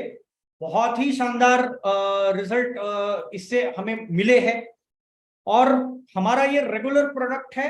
सनेज के सारे लोगों, सनेज के सारे डिस्ट्रीब्यूटर्स बहुत अच्छी तरीके से ये प्रोडक्ट को इस्तेमाल करते हुए बहुत शानदार रिजल्ट आए हैं दोस्तों। Next, super striker. Super striker ये थ्रिप्स और माइट्स इनको छोड़ के जैसिड्स और एफिड्स, इसका अगर हमने इनको स्प्रे किया तो इसके लिए काफी अच्छा रिजल्ट आया है। अभी ये देखिए, ये प्रोडक्ट को यूज करते वक्त हमें हमेशा केयर करनी है कि सकिंग पेस्ट का या फिर कटिंग के पेस्ट का भी जो रेजिस्टेंस है वो एरिया के अनुसार अलग अलग तरीके से अलग अलग जगह पे उसके रिजल्ट आते हैं। तो जहां पे फॉर एग्जांपल अगर नासिक है, नासिक में जहां पे अगर बहुत ज्यादा केमिकल अगर यूज होते हैं तो बहुत बार आपको रेजिस्टेंस आएगा, पर जब हमारे ये प्रोडक्ट्स रहते हैं, जब हम ऑर्गेनिक की तरफ जाते हैं दोस्तों, तो हमारे काफी सारे प्लॉट्स है कि जिसके तरफ सुपर स्ट्राइकर ने बहुत अच्छा सारे के सारे सकिंग पेस्ट को भी कंट्रोल किया है। कुछ एरिया में माइट्स और थ्रिप्स को कवर नहीं किया है, पर सरप्राइजिंगली जहां पे हमारे ऑर्गेनिक प्लॉट्स थे वहां पे माइट्स और थ्रिप्स भी कंट्रोल हुए हैं सुपर स्ट्राइकर से। तो इसीलिए ये प्रोडक्ट को प्रमोट करते वक्त 100% ऑर्गेनिक प्रोडक्ट 100% इसमें प्लांट एक्सट्रैक्ट के साथ हमने दिया हुआ ये प्रोडक्ट है कि जिसके थ्रू हम सकिंग पेस्ट को बहुत अच्छी तरीके से कंट्रोल कर सकते हैं। नेक्स्ट, इसका डोज जो है वो 1 से 2 ml पर लीटर ऑफ वाटर के साथ हमें यूज करना है सुपर स्ट्राइकर का डोज। अब काफी सारे लोगों को प्रॉब्लम ये आता है कि सर फंगल प्रॉब्लम है, फंगल प्रॉब्लम है, ऊपर से फंगल प्रॉब्लम आ रहा है। तो मैं ये हमेशा प्रमोट करता हूं कि सन गार्ड आपको सबसे पहले यूज करना है, सन गार्ड और छाछ 3 ml पर लीटर के साथ। और सनशील्ड ये एक प्रोडक्ट है कि जो एक दूसरा फंगिसाइड हमारे पास है, अगर सन गार्ड फेल होता है या फिर उसके कोई कारण की वजह से रिजल्ट नहीं आते हैं, बहुत बार ऐसा हो सकता है, क्या किसान आपको ये नहीं बताया गया कि उसने केमिकल यूज किया है नहीं किया है, पर वो तो उस वक्त आप सनशील्ड यूज कर सकते हैं। इसका जो डोज है 2 से 3 ml का डोज इसका हम रेकमेंड करते हैं। और ये फिर से मैक्सिमम फंगल डिसीजेस के ऊपर ये काम करता है। जमीन में अगर देना है तो हमें सन गार्ड ही देना है। सन गार्ड के अलावा हम सनशील्ड प्रमोट नहीं करते हैं जमीन के थ्रू, इसीलिए सन गार्ड ही आप जमीन के थ्रू देंगे, सनशील्ड सिर्फ और सिर्फ हम स्प्रे के थ्रू देंगे। नेक्स्ट, बहुत लोगों को प्रॉब्लम होता है वेस्टर्न महाराष्ट्र में स्पेसिफिकली, जो लोग गन्ना की फसल करते हैं, जो लोग कच्चा गोबर खाद यूज करते हैं, उनको ये जो नीचे दी गई इल्ली है इसे हम हुमड़ी बोलते हैं, या फिर इंग्लिश में अगर बोला जाए तो इसे व्हाइट ग्रब बोला जाता है। तो व्हाइट ग्रब का आने का कारण आप अगर समझ लेंगे तो आप इसको रोकथाम कर पाएंगे। कच्चा गोबर नहीं डालना है, मैंने जब भी आपको बोला सनगार्ड के बारे में बोलते हुए, कच्चा गोबर हमें नहीं डालना है। या फिर जिनके पास कच्चा गोबर है उन्होंने पहले ये 2 महीने का ट्रीटमेंट करना है कि वो सन गार्ड और सन कंट्रोलर जिनके एरिया में हुमड़ी का प्रॉब्लम है, वो ये 2 प्रोडक्ट डाल के उसमें वो मिक्स करके रखेंगे, उनको व्हाइट ग्रब का हुमड़ी का प्रॉब्लम नहीं आएगा। हमारे वेस्टर्न महाराष्ट्र के काफी डिस्ट्रीब्यूटर्स और लीडर्स ने इस प्रोडक्ट के बहुत अच्छे तरीके से रिजल्ट दिए हैं दोस्तों। फर्स्ट इंस्टर लार्वा यानी अभी ये उसकी स्टेज है, अब भी ये प्रोडक्ट हम प्रमोट कर सकते हैं। जिनके तरफ प्रॉब्लम है व्हाइट ग्रब का, उनको ये यूज करना ही चाहिए। 1 लीटर का इसका प्रमाण है, इसको हमें जमीन में स्प्रे करना है, 1 लीटर 200 लीटर पानी में डाल के जमीन में स्प्रे करना है और पानी दे देना है दोस्तों, ताकि ये जमीन के ऊपर रहने के बाद ये नीचे जमीन में जाए, वो नीचे परकोलेट होना चाहिए, वो उसके कांटेक्ट में आना चाहिए। इसीलिए ये जब हम प्रोडक्ट देंगे तो इसे हमें कम से कम 2 बार देना है। 15 दिन में हमें 10 से 15 दिन में हमें इसका रिपीट एप्लीकेशन करना है और हुमड़ी बहुत अच्छी तरीके से कंट्रोल में आ जाएगी। नेक्स्ट, इसी तरीके से हमारे ये सारे प्रोडक्ट है दोस्तों। तो अगर किसी को अगर कुछ सवाल है तो मैं कुछ सवाल ले लूंगा, ताकि सवाल लेने से पहले मैं आपको ये भी सजेस्ट करूंगा कि हमें प्रोडक्ट को कैसे फिट करना है। किसानों की तरफ हम जब जाते हैं तो प्रोडक्ट को हमें कैसे उनको प्रमोट करना है। हम जब इनिशियल स्टेज में जब सारे फसल रहती है, फॉर एग्जांपल फ्लावरिंग शुरुआत होने के पहले तक, फ्लावरिंग शुरुआत होने से पहले आप कौन से प्रोडक्ट यूज करना है, उसके बाद कौन से यूज नहीं करना है। एक कॉमन एक आपको मैं बता दूंगा कि सनगार्ड और सॉइल केयर ये प्रोडक्ट जो है ये हमें जमीन के साथ कोई भी फसल लगाने से पहले या फिर फसल के साथ बुआई के वक्त हमें सीड कोटिंग के साथ, या फिर अगर आपके पास बागबानी फसल है तो जब हम तान जब छोड़ते हैं जब, या फिर अभी ये टाइम जब बारिश आती है तो हमें सॉइल के ऊपर स्प्रे करना है दोस्तों। आपके पास अगर सीड सोइंग करते हैं तो आपको वो सीड को कोट करके बाकी का बचा हुआ है वो जमीन के ऊपर स्प्रे कर देना है। इससे आपका रूट ग्रोथ अच्छा होगा, प्लांट जल्दी एस्टेब्लिश होगा, जर्मिनेशन अच्छा आएगा, जर्मिनेशन आने के बाद प्लांट अच्छा ग्रोथ करेगा। आपका सॉइल केयर और सनगार्ड का ट्रीटमेंट हो गया। इसके साथ अगर बागबानी फसल है या फिर कोई भी अगर दूसरा कमर्शियल क्रॉप अच्छा है तो उसके साथ आपको फ्रूट एंड वेजिटेबल किट देनी है। आपने एक बार सीड ट्रीटमेंट कर दिया, अब भी आपने सॉइल केयर और सनगार्ड को एस्टेब्लिश कर दिया, उसके बाद हमें फ्रूट एंड वेजिटेबल किट, अगर गन्ना है पोटैटो है तो शुगर केन किट, गन्ना और पोटैटो को एक ही किट लगेगी, शुगर केन और फ्रूट एंड वेजिटेबल को, बाकी सारी फसलों को फ्रूट एंड वेजिटेबल किट लगेंगी। तो 15 दिन बाद हमें उसको देना है।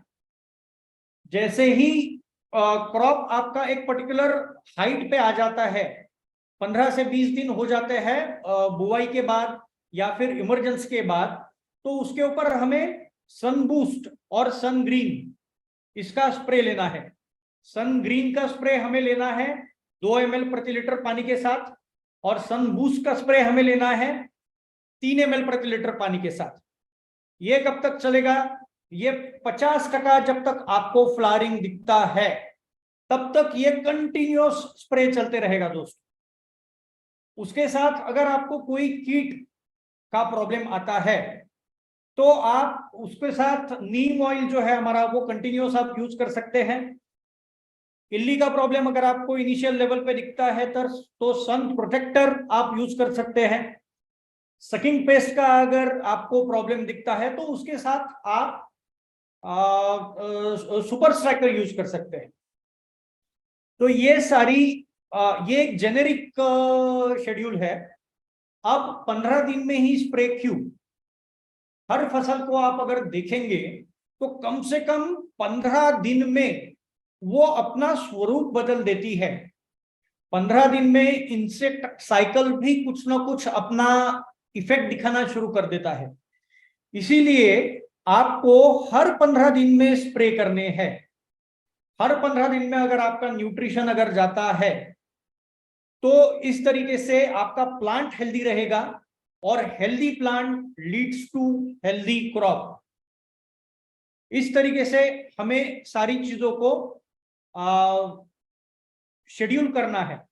फंगल प्रॉब्लम आते हैं तो मैंने आपको बता दिया कि सनगार्ड हमें यूज करना है। उसको जमीन में एक बार एस्टेब्लिश होता है तो हमें ऊपर से भी काफी प्रोटेक्शन मिलता है। एक छोटा सा एग्जांपल मैं बताना चाहूंगा दोस्तों, सनगार्ड कैसे मदद करता है। सनगार्ड हमने कहां कहां पे यूज किया है?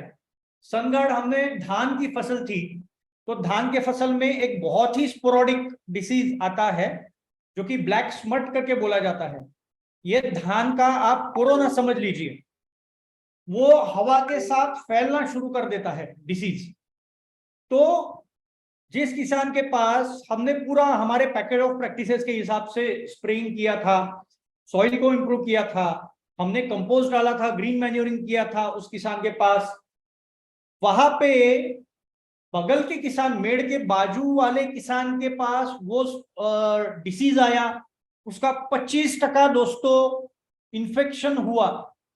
पर हमारा जो किसान है, हमारे किसान के पास वो इन्फेक्शन नहीं आया, और जस्ट ऐसा लगा कि भैया 5-10 पेड़ दिख रहे हैं। हमने सनगार्ड और छाछ का स्प्रे लिया और वो 100% कंट्रोल हो गया। और बगल के किसान ने केमिकल यूज कर करके बेचारा थक गया, उसको लिटरली 40 to 50% तक नुकसान हुआ। इसीलिए हमें स्ट्रॉन्ग रिजल्ट निकालने हैं तो हमें ऑर्गेनिक की तरफ जाना है दोस्तों। हम जितना ऑर्गेनिक की तरफ जाएंगे उतना हमारे माथे को वो टेंशन कम रहेगा और हम सुकून से जिंदगी जी पाएंगे। शुरू में दिक्कत जाएगी किसानों को, शुरू में थोड़ा सा प्रोडक्शन कम आएगा, पर मैंने ऐसे भी किसान देखे हैं कि जिन्होंने एट पार प्रोडक्शन निकाला है। और जब हम एट पार प्रोडक्शन निकालते हैं तब हम कॉस्ट ऑफ कल्टीवेशन भी हमें देखना जरूरी है। इसीलिए धीरे धीरे हमें ऑर्गेनिक की तरफ जाना है, हमें हमारी जमीन को स्ट्रांग करना है, हमें खुद स्ट्रांग होना है, और हमें हमारे थ्रू, हम जब सनेज के माध्यम के थ्रू हम प्रोडक्ट लेंगे, आपके तरफ से हम उपज लेंगे, तो हमें दुनिया को भी स्ट्रांग करना है, हमारे सारे लोगों को स्ट्रांग करना है। इसी अच्छे नोट के साथ दोस्तों मैं आपके साथ अलविदा लेना चाहूंगा। नमस्कार।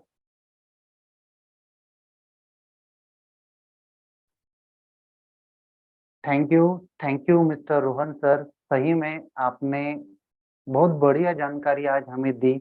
आपने हमें प्रोडक्ट के बारे में, प्रोडक्ट कितना यूज करना है, कितनी मात्रा में यूज करना है, आपने हमें सन क्रीम, सन गार्ड के बारे में बताया। आशा करता हूँ हमारे सभी यूजर, हमारे सभी जो किसान वर्ग है, इन्हें ये बात समझ में आई होंगी। और दोस्तों, आगे आपका ज्यादा समय ना लेते हुए मैं आप सभी लोगों से रिक्वेस्ट करना चाहता हूँ, आज का हमारा सेशन ये हार्डली हार्ड और 20-25 मिनट का है। तो मैं आपसे रिक्वेस्ट करता हूँ, आप बने रहिए हमारे साथ, क्योंकि हमें आगे और भी कुछ बढ़िया जानकारी मिलने वाली है। तो आज के हमारे गेस्ट जो आपसे शॉर्ट में बात करने आ रहे हैं, जिनका मैं परिचय आपको देना चाहता हूँ, आप है हमारे टेक्निकल प्रोडक्ट के हेड, जिन्हें 23 साल का एग्री प्रोडक्ट का मैन्युफैक्चर का एक्सपीरियंस है। तो दोस्तों, मैं इनवाइट करना चाहता हूँ हमारे guest mister Yashodhan ji sir. Please welcome sir. नमस्ते। यस सर, नमस्ते सर। आ रही है आपकी आवाज? आप मुझे सुन पा रहे हो? Yes sir, yes sir. Good morning everybody. Good morning Rohan sir. morning. Thank you for your very valuable information about products. आप सभी को मेरा नमस्कार। मैं यशोधन, प्रोडक्ट डेवलपमेंट हेड के पोजीशन पे मैं सनेज के साथ काम कर रहा हूँ। तो दोस्तों, आपका ज्यादा समय ना लेते हुए मैं एक बहुत ही, आप उसको बोल सकते हैं मस्ट यूज प्रोडक्ट जिसको बोल सकते हैं, जो बचत का महामंत्र आपको देता है, ऐसे एक प्रोडक्ट की जानकारी शॉर्ट में आपको देना चाहता हूं। इस प्रोडक्ट का नाम जो है सनस्टिक। ये आप बोलोगे 6.0 क्या है? तो 6.0 का मतलब यह है कि एक ही प्रोडक्ट है जो स्प्रे एडजुवेंट के रूप में यूज किया जाना है उसको, जो 6 फीचर्स है उसमें एक ही प्रोडक्ट में समाये हुए हैं। इसलिए इसका ब्रांड नेम जो है वो सनस्टिक 6.0 हमने रखा है। दोस्तों, जब भी एग्रीकल्चर में आप कोई भी दवा छिड़कते हो, तो उसमें जो फॉर्मुलेशन रहता है, जो एक्टिव इंग्रेडिएंट दवा बोलते हैं हम उसको अपने रेगुलर भाषा में, या फॉर्मुलेशन है, वो सिर्फ 0.2% या 0.3% उसका ये रहता है, परसेंटेज रहता है, बाकी सब पानी रहता है। आप एक्टिव इंग्रेडिएंट के हिसाब से अगर देखोगे तो ये 0.2-0.3% में 0.01 to 0.04% ही उसमें एक्टिव इंग्रेडिएंट रहता है। जो भी सक्रिय घटक रहता है उस दवा का, वो 0.01 to 0.04% ही रहता है। बाकी सब वो जो सॉल्यूशन रहता है छिड़काव करने का, उसमें पानी ही रहता है। दोस्तों, हमने कभी ये जो हम पानी यूज करते हैं, ये पानी के जो क्वालिटीज होनी चाहिए, जो आइडियल क्वालिटीज है उसके लिए, इसकी तरफ हमने ध्यान ही नहीं दिया है। आपको मालूम है, जो पानी हम यूज कर रहे हैं उसका जो पीएच रहता है, पीएच आप सबको मालूम रहेगा, जिसको सामू बोलते हैं, जो H+ आयन का कॉन्सेंट्रेशन रहता है पानी में, उसके प्रमाण से ये पीएच तय किया जाता है। तो आइडियल पीएच जो होना चाहिए, जो भी स्प्रे सॉल्यूशन का, वो 6 to 6.5 होना चाहिए। दोस्तों, जैसे राठौड़ सर ने बताया, रोहन सर ने बताया, हमने पेस्टिसाइड्स का हो, फर्टिलाइजर्स का हो, इतना इनएडिक्वेट यूज किया है। तो वाटर बॉडी जो है उसमें ये फर्टिलाइजर लीच आउट होने की वजह से, पेस्टिसाइड्स जाने की वजह से उसका पीएच जो है वो पूरा अल्टर हो चुका है। इंडिया के बहुत बहुत से पार्ट्स में, बहुत जितना भी मैं घूमा हूं मैंने देखा है, ये पीएच एवरेज 8 या 8 से ऊपर गया है। 8 तो कॉमनली 8 पीएच रहता ही है पानी का। इसका ये सब बाकी पोल्यूशन की वजह से ये पीएच इतना बढ़ चुका है। लेकिन हम जो दवा यूज करते हैं, अगर ये 8 या 8 से ज्यादा पीएच वाले पानी में मिक्स करके हम उसको स्प्रे करेंगे तो उसका क्या रिजल्ट आएगा दोस्तों? हम बोलते हैं ये दवा खराब है, ऐसा है वैसा है, कुछ ना कुछ हम रीजन ढूंढते रहते हैं, लेकिन उसका एक्चुअल रीजन जो है वो वाटर क्वालिटी है। और दूसरा एक फैक्टर रहता है वाटर हार्डनेस।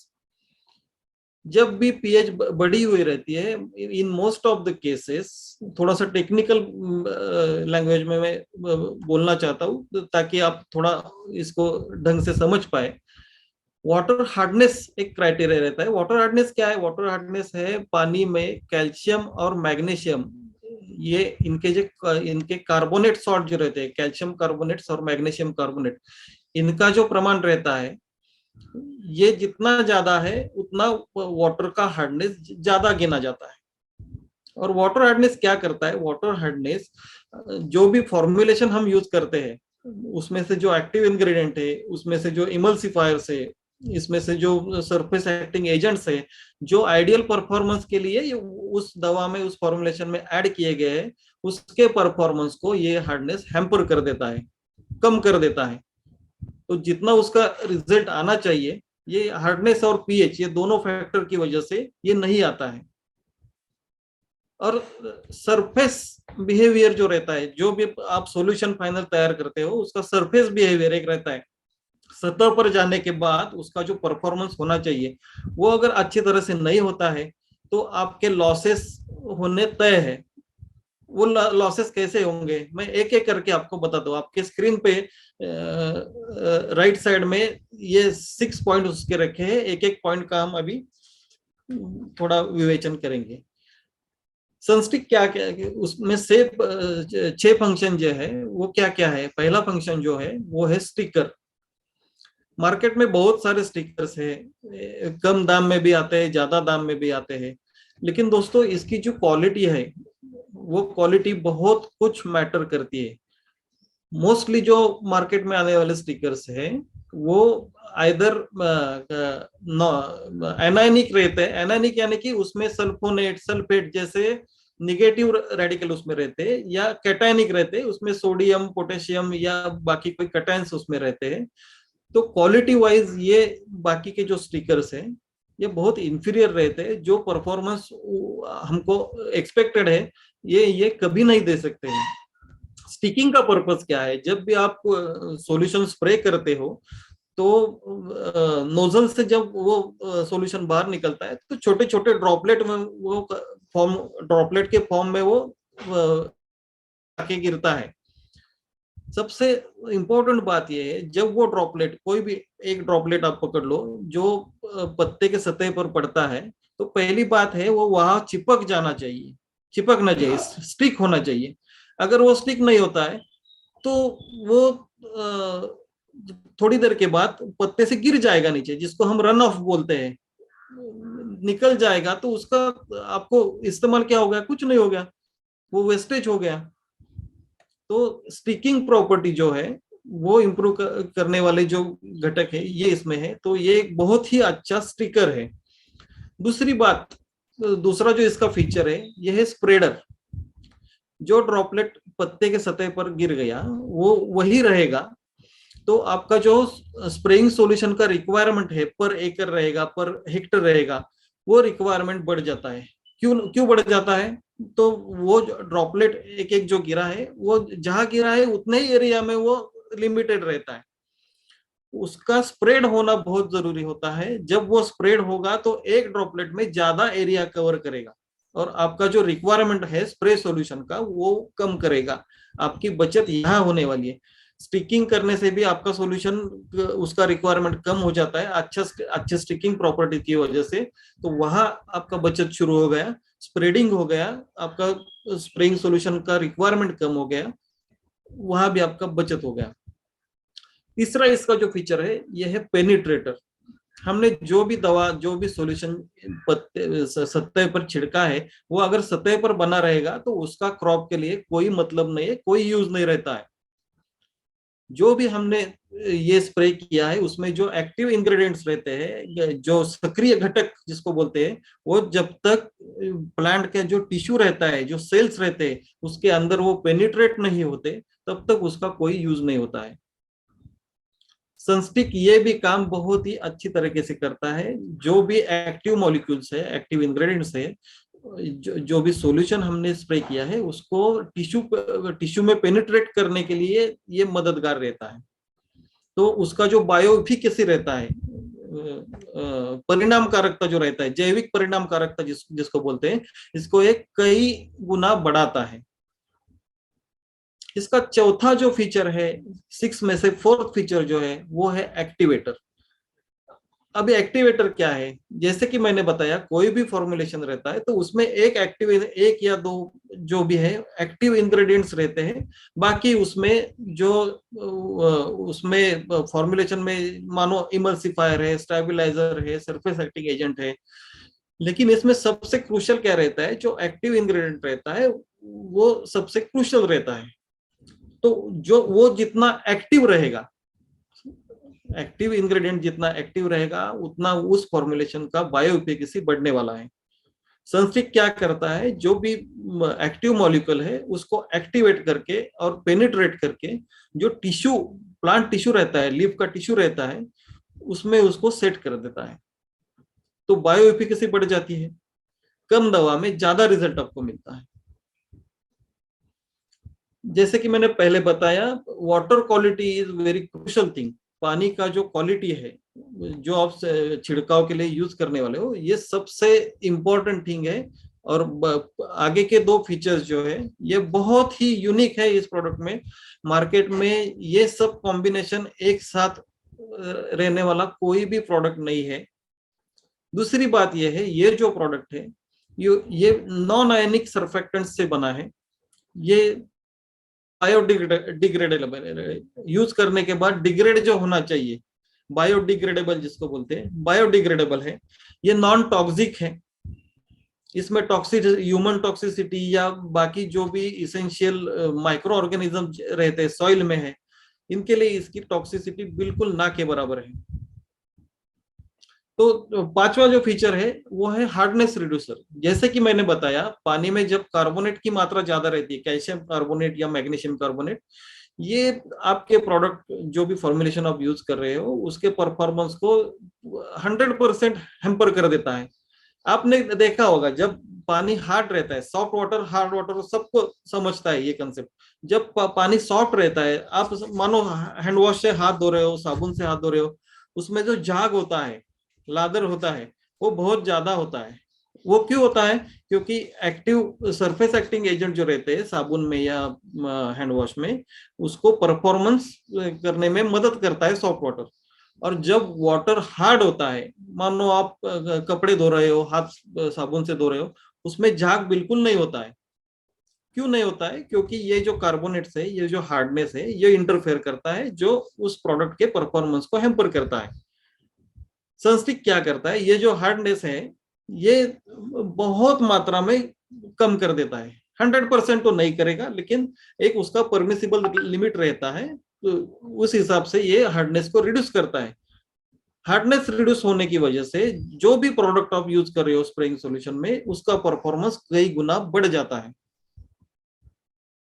और आखिरी बात, सबसे इसका यूनिक फीचर जो है, जैसे कि मैंने बताया, ऑल ओवर इंडिया हम देख रहे हैं कि पानी का पीएच बहुत बढ़ चुका है। उसमें जो सॉल्ट्स डिजोल्व हो गए, हार्डनेस बढ़ गया है, ये सभी वजह से पोल्यूशन, बाकी भी पोल्यूटेंट्स उसमें ऐड हो जाता है, तो पानी का पीएच बढ़ चुका है। और वो पीएच जब तक हम आइडियल पर नहीं लाते हैं, तो आपको उसका आइडियल रिजल्ट नहीं मिलने वाला है।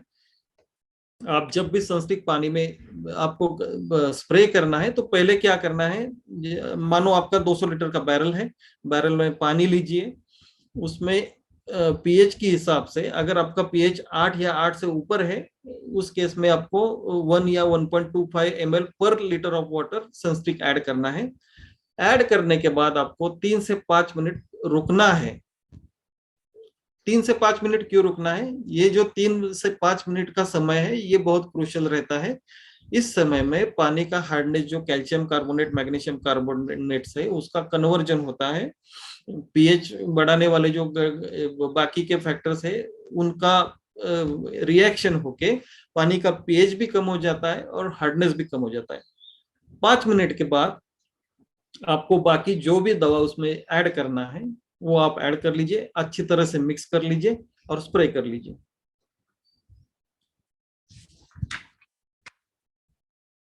अभी उसका थोड़ा टेक्निकल जानकारी मैंने दे दिया है। आप लोग सब मेरे ख्याल से ज्यादा फार्मर इसमें, फार्मिंग बैकग्राउंड के लोग इसमें हैं, तो ये सब फीचर्स हम एक ही प्रोडक्ट में दे रहे हैं। इसको, ये जो कैटेगरी है इसको हम स्प्रे एडजुवेंट्स बोलते हैं। स्प्रेइंग के लिए जो एडजुवेंट यूज होता है, तो ये एक स्प्रे एडजुवेंट्स है। मैं बहुत ही रिस्पॉन्सिबिलिटी के साथ एक स्टेटमेंट यहाँ करूंगा, जो भी मार्केट में ये कैटेगरी के प्रोडक्ट है या डायरेक्ट सेलिंग कंपनीज के इंटरनेशनली रिकॉग्नाइज जो भी ब्रांड्स है, जो स्प्रे एडजुवेंट हम सब पिछले कई सालों से उसके ब्रांड नेम्स हमको मालूम है, शायद हमने यूज भी किए होंगे।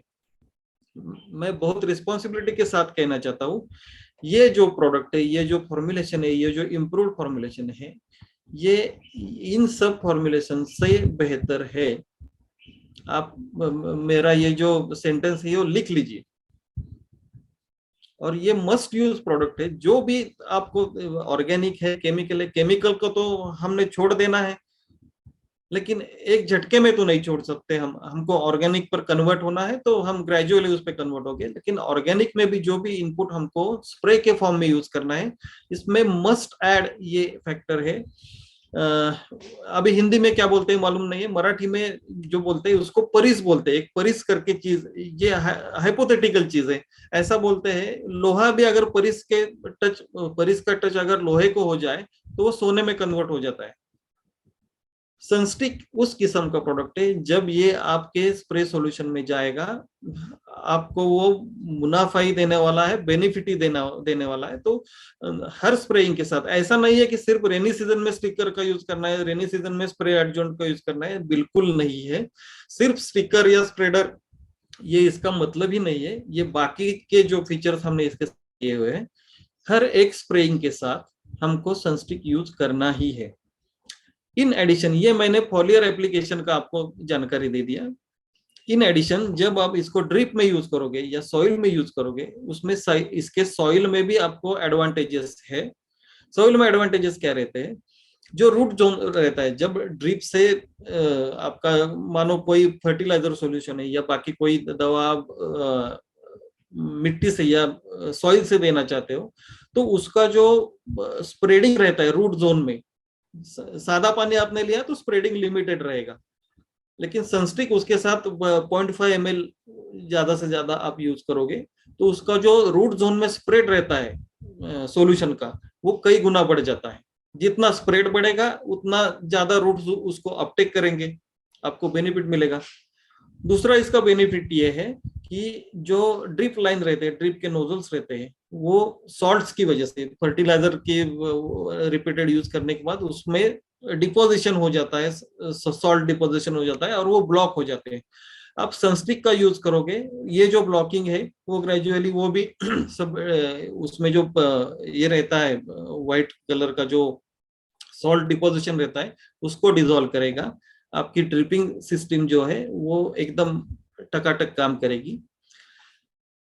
जैसे बताया कि ये जो पेस्ट रहते हैं या डिसीज कॉजिंग फंगस रहते हैं, बैक्टीरिया रहते हैं, इसका सनस्टिक का और एक बेनिफिट ये भी है, जब आप कोई भी ऑर्गेनिक इंसेक्टिसाइड हो, ऑर्गेनिक फंगिसाइड हो, ऑर्गेनिक डिसीज कंट्रोल एजेंट आप स्प्रे करते हो, उसके साथ अगर ये यूज करोगे या बाकी भी कोई नीम ऑयल जैसा है, हर्बल जिसको बोटेनिकल इंसेक्टिसाइड आप बोलते हो, इसके साथ जब आप यूज करेंगे, इसका यूज करोगे सनस्टिक का, तो उसका जो परफॉर्मेंस है ये सिनर्जाइज करता है। क्यों सिनर्जाइज करता है? जो इंसेक्ट बॉडी रहता है, इंसेक्ट क्यूटिकल रहता है, या फंगल हाइफी या स्पोर्स रहते हैं, बैक्टीरिया रहते हैं, उसमें उस दवा का, उस एक्टिव मॉलिक्यूल का जो पेनिट्रेशन है वो ये बढ़ाता है। उसकी वजह से क्या होगा, उस फॉर्मुलेशन का जो इफिकेसी है वो ये बढ़ाता है, उसको सिनर्जाइज करता है। इसलिए मैं बोला कि जो भी आपको स्प्रेइंग एक्टिविटी करनी है उसके साथ मस्ट यूज अगर कोई प्रोडक्ट है तो सनस्टिक है, और ये आपको बचत ही बचत आपकी कराएगा। तो इस प्रोडक्ट के बारे में थोड़ी जो मैं जैसे दे सका आपको जानकारी मैं दे चुका हूँ। Thank you very much for giving me opportunity. पिछले कई महीनों से सनेज के साथ मैं काम कर रहा हूँ, और राठौड़ सर का जो विजन है कि सेव सॉइल सेव फार्मर, ये विजन लेके हम काम कर रहे हैं। एक्सटेंसिव R&D हम कर रहे हैं। मैं आपको ये एश्योर करना चाहता हूँ कि आने वाले एक ईयर में हमारा जो प्रोडक्ट बास्केट है इसमें कई सारे इम्प्रूव्ड प्रोडक्ट्स इसमें आएंगे। रोहन सर का भी साथ पहले से है, he is very scholar and experience authorised person in this sector. So सब हाथ में हाथ डाल के हम ऑर्गेनिक फार्मिंग इनपुट का ये जो हमारा सेगमेंट है इसमें एक रिजिड काम आने वाले साल में बिल्कुल करेंगे। राठौड़ सर बहुत अलग सा ड्रीम लेके आगे जा रहे हैं। हमारे जो भी आज तक इंटरेक्शंस होते हैं उनका ड्रीम बहुत बड़ा है, और वो जो पैशन से काम कर रहे हैं, आई एम वेरी श्योर आने वाले एक साल में सनेज का जो एग्रीकल्चर सेक्टर है ये बहुत स्ट्रांग होने वाला है। Thank you very much for giving me opportunity. It's over to Rajesh sir. मैं प्रोडक्ट के बारे में और एक बात बताना चाहूंगा। मेरा खुद का एक्सपीरियंस रहा है। हमने जब गेहूं बोया था तो हमने पहले ही जब एक 15-20 दिन बाद हमने सनस्टिक का 250 ml का एक पैक जो है वो जमीन के ऊपर फेंका था, यानी कंपोस्ट के साथ फेंका था। और दोस्तों उसका इतना बढ़िया रिजल्ट रहा कि लिटरली हमें पानी जो हमारी जमीन जो 15-15 दिन बाद 20-20 दिन बाद कंटिन्यूस पानी देना पड़ता था वो लिटरली 1 महीने के ऊपर गया। यानी मेरा 2 पानी की बचत वैसी हुई जब हर साल मुझे 6 बार पानी देना पड़ता था गेहूं को। सनस्टिक यूज करने के बाद मुझे 4 ही बार पानी देने की जरूरत पड़ी। तो ये बहुत बढ़िया फायदा रहा सनस्टिक का। जहां पे पानी की किल्लत आती है या जहां पे अभी समझ लीजिए कि कुछ दिन पानी अगर नहीं गिरा है, तो अगर आपको प्रोटेक्टिव इरिगेशन अगर देना है तो आप सनस्टिक का यूज बिल्कुल कर सकते हैं। धन्यवाद। Thank you mister Rohan sir and thank you mister Yashodhan sir. आपने एक बहुत बढ़िया जानकारी हमें और हमारे किसान भाइयों को दी। तो आगे हमारा सेशन हम सिर्फ 5 मिनट के लिए कंटिन्यू करते हैं, लेकिन उससे पहले मैं आप सभी लोगों से एक रिक्वेस्ट करना चाहता हूँ। अभी हमसे बहुत एक इम्पोर्टेंट पर्सन भी बात करने के लिए आ रहे हैं। वो है हमारे founder and managing director mister Chhagan ji Rathore sir. Please welcome sir. Thank you so much sir. Rohan sir, आपने जो भी जानकारी दी बहुत बेहतरीन तरीके से आपने वो सब प्रोडक्ट के बारे में डिटेल्स ली। सेकंड थिंग, यशोधन सर, बहुत ही बढ़िया आपने वर्क भी किया, और आज का प्रेजेंटेशन आप कंटेंट वाइज जो बात कर रहे थे, तो सनस्टिक 6.0 जो आपने बनाया, तो बढ़िया लेवल का प्रोडक्ट है। और सभी का मैं धन्यवाद करता हूं जो आज के मीटिंग में बैठे। मैं फिर से इसलिए आया हूं कि एक्चुअली एग्रीकल्चर में हम मिशन लेके काम करें। माय डियर, फार्मर को प्रोडक्ट बेचना है, ये थीम से निकालना है। इससे फार्मर को हम सॉल्यूशन देना है। आज हर गांव में हर फार्मर की जो मिट्टी है, जो जमीन है, वो ऑलरेडी अलग तरीके से बदल चुकी है। क्यों ना एक साथ मिलके, हाथ में हाथ मिलके हम लोग हर गांव के तरफ, हर तहसील के तरफ, हर डिस्ट्रिक्ट के तरफ वो नजरिया से देखें कि जहां पर उस प्रॉब्लम में से हम लोगों को बाहर निकालना है। माय डियर, आपको बेनिफिट भी इतने अच्छे दिए हमने, क्योंकि ये प्रोडक्ट एंड कस्टमर तक, फार्मर तक अच्छी तरह से पहुंचना चाहिए। ये जो प्रोडक्ट की बास्केट है, हर ट्रेनिंग में आके प्रोडक्ट आपको समझना है, क्योंकि देखो फार्मर को बेचना है प्रोडक्ट, ऊपर ऊपर बोल के उसे दे देना है, ये बात नहीं है। आपको हर बात प्रोडक्ट के अंदर की डेप्थ आपके अंदर आनी चाहिए। और माय डियर, जैसे कि कृषि में लोग डिप्लोमा करते हैं, डिग्री करते हैं, सालों साल एजुकेशन लेते हैं, तब जाके एक सैलरी वाला एक पैकेज या सर्विस लेते हैं। लेकिन आज आपको सनेज ने बिजनेस जो हाथ में दिया है, वो बिजनेस आपको पूरा लाइफ बदल सकता है। लेकिन आपके लाइफ के साथ हमें लाइफ बहुत इंपॉर्टेंट है, वो है अपनी फार्मर की। माय डियर, आज हर गांव तक आपको प्लानिंग करना है, हर तहसील तक प्लानिंग करना है, हर डिस्ट्रिक्ट का प्लानिंग करना है। सनेज परिवार ऑल मैनेजमेंट आपके साथ में है। जो भी आपको सपोर्टिंग लगेगी, टेक्निकल, एजुकेशनल, ट्रेनिंग या प्रोडक्ट की डिटेल्स या प्रोडक्ट की क्वालिटी या प्रोडक्ट के रिजल्ट, पूरा रिस्पॉन्सिबल हमारा फैमिली, अपना परिवार रहेगा। इसकी टेंशन आपको नहीं लेना है। आप जो भी दे रहे हो फार्मर को, वो सोना दे रहे हो। आप माइंड में ये मत लाओ कि मार्केट की हजारों कंपनियां हैं जो एग्रीकल्चर में बात कर रही है और प्रोडक्ट बेच रही है, हम उनमें से नहीं माय डियर। हम उनमें से है जो इस प्रोडक्ट के माध्यम से इस फार्मिंग को ऑर्गेनिक फार्मिंग में कन्वर्ट करना चाहते हैं। दूसरा, फार्मर को सशक्तिकरण करने के लिए काम करना चाहते हैं और समाज और देश के हित में कुछ अपना कदम रखना चाहते हैं। आप लोगों ने बेहतरीन तरीके से आके इस प्रोग्राम को अटेंड किए। ऐसे ही हर प्रोग्राम को हमने अभी प्लानिंग, अपने परिवार ने प्लानिंग क्या बनाए आप लोगों के लिए खास करके, आने वाले हर हफ्ते में एग्रीकल्चर ट्रेनिंग एक रहेगा, अपने हेल्थ के प्रोडक्ट के ट्रेनिंग रहेंगे, अपने एथिकल न्यू डिवीजन जो हमने लॉन्च की उसके डिटेल्स में प्रोडक्ट वाइज आपको डॉक्टर के माध्यम से ट्रेनिंग मिलेगा। इसलिए नॉलेज का भंडार आपको महीने के 4-5-6 टाइम तक मिलता इस जूम सेशन से हम लोग लेंगे। बस आप लोगों को उस प्रोग्राम में पूरे माइंड से, पूरे मन से, पूरे दिल से आना है और अटेंड करना है। आप लोग आए और हमें सुना, इसलिए आप सभी लोगों का तहे दिल से धन्यवाद। लेकिन एक बात करना है, अगले टाइम जब आप आओगे तो न्यू लोगों को, न्यू फार्मर लोगों को आप इन्वॉल्व कर सकते हो, क्योंकि वो भी हमारा मिशन सुने, वो भी हमारा विजन सुने और वो भी हमारे प्रोडक्ट की डिटेल्स सुने। माय डियर, आप लोगों को दिल से मैं धन्यवाद अदा करता हूं, आपकी मेहनत को, आपकी काम के, आपके सब टेक्निक को मैं सलाम करता हूं और अपने स्पीच को यहाँ पर खत्म करता हूं। Thank you, thank you mister. Thank you sir, thank you very much. दोस्तों, सबसे पहले तो जितना भी समय हमें गिरता है सब कम ही है आपसे बात करने के लिए, क्योंकि आपसे बात करना ये भी हमें बहुत अच्छा लगता है। आगे ऐसे ही कुछ नए टॉपिक के साथ आपसे मिलते हैं। तब तक के लिए टेक केयर। और आपसे एक रिक्वेस्ट करना चाहता हूँ, अगर आप भी आपके सुझाव हमें देना चाहते हैं, आप आपकी राय हमें देना चाहते हैं, तो आज ही mysanesh.com इस वेबसाइट पे जाके आज ही विजिट कीजिए। तब तक के लिए take care and thank you again.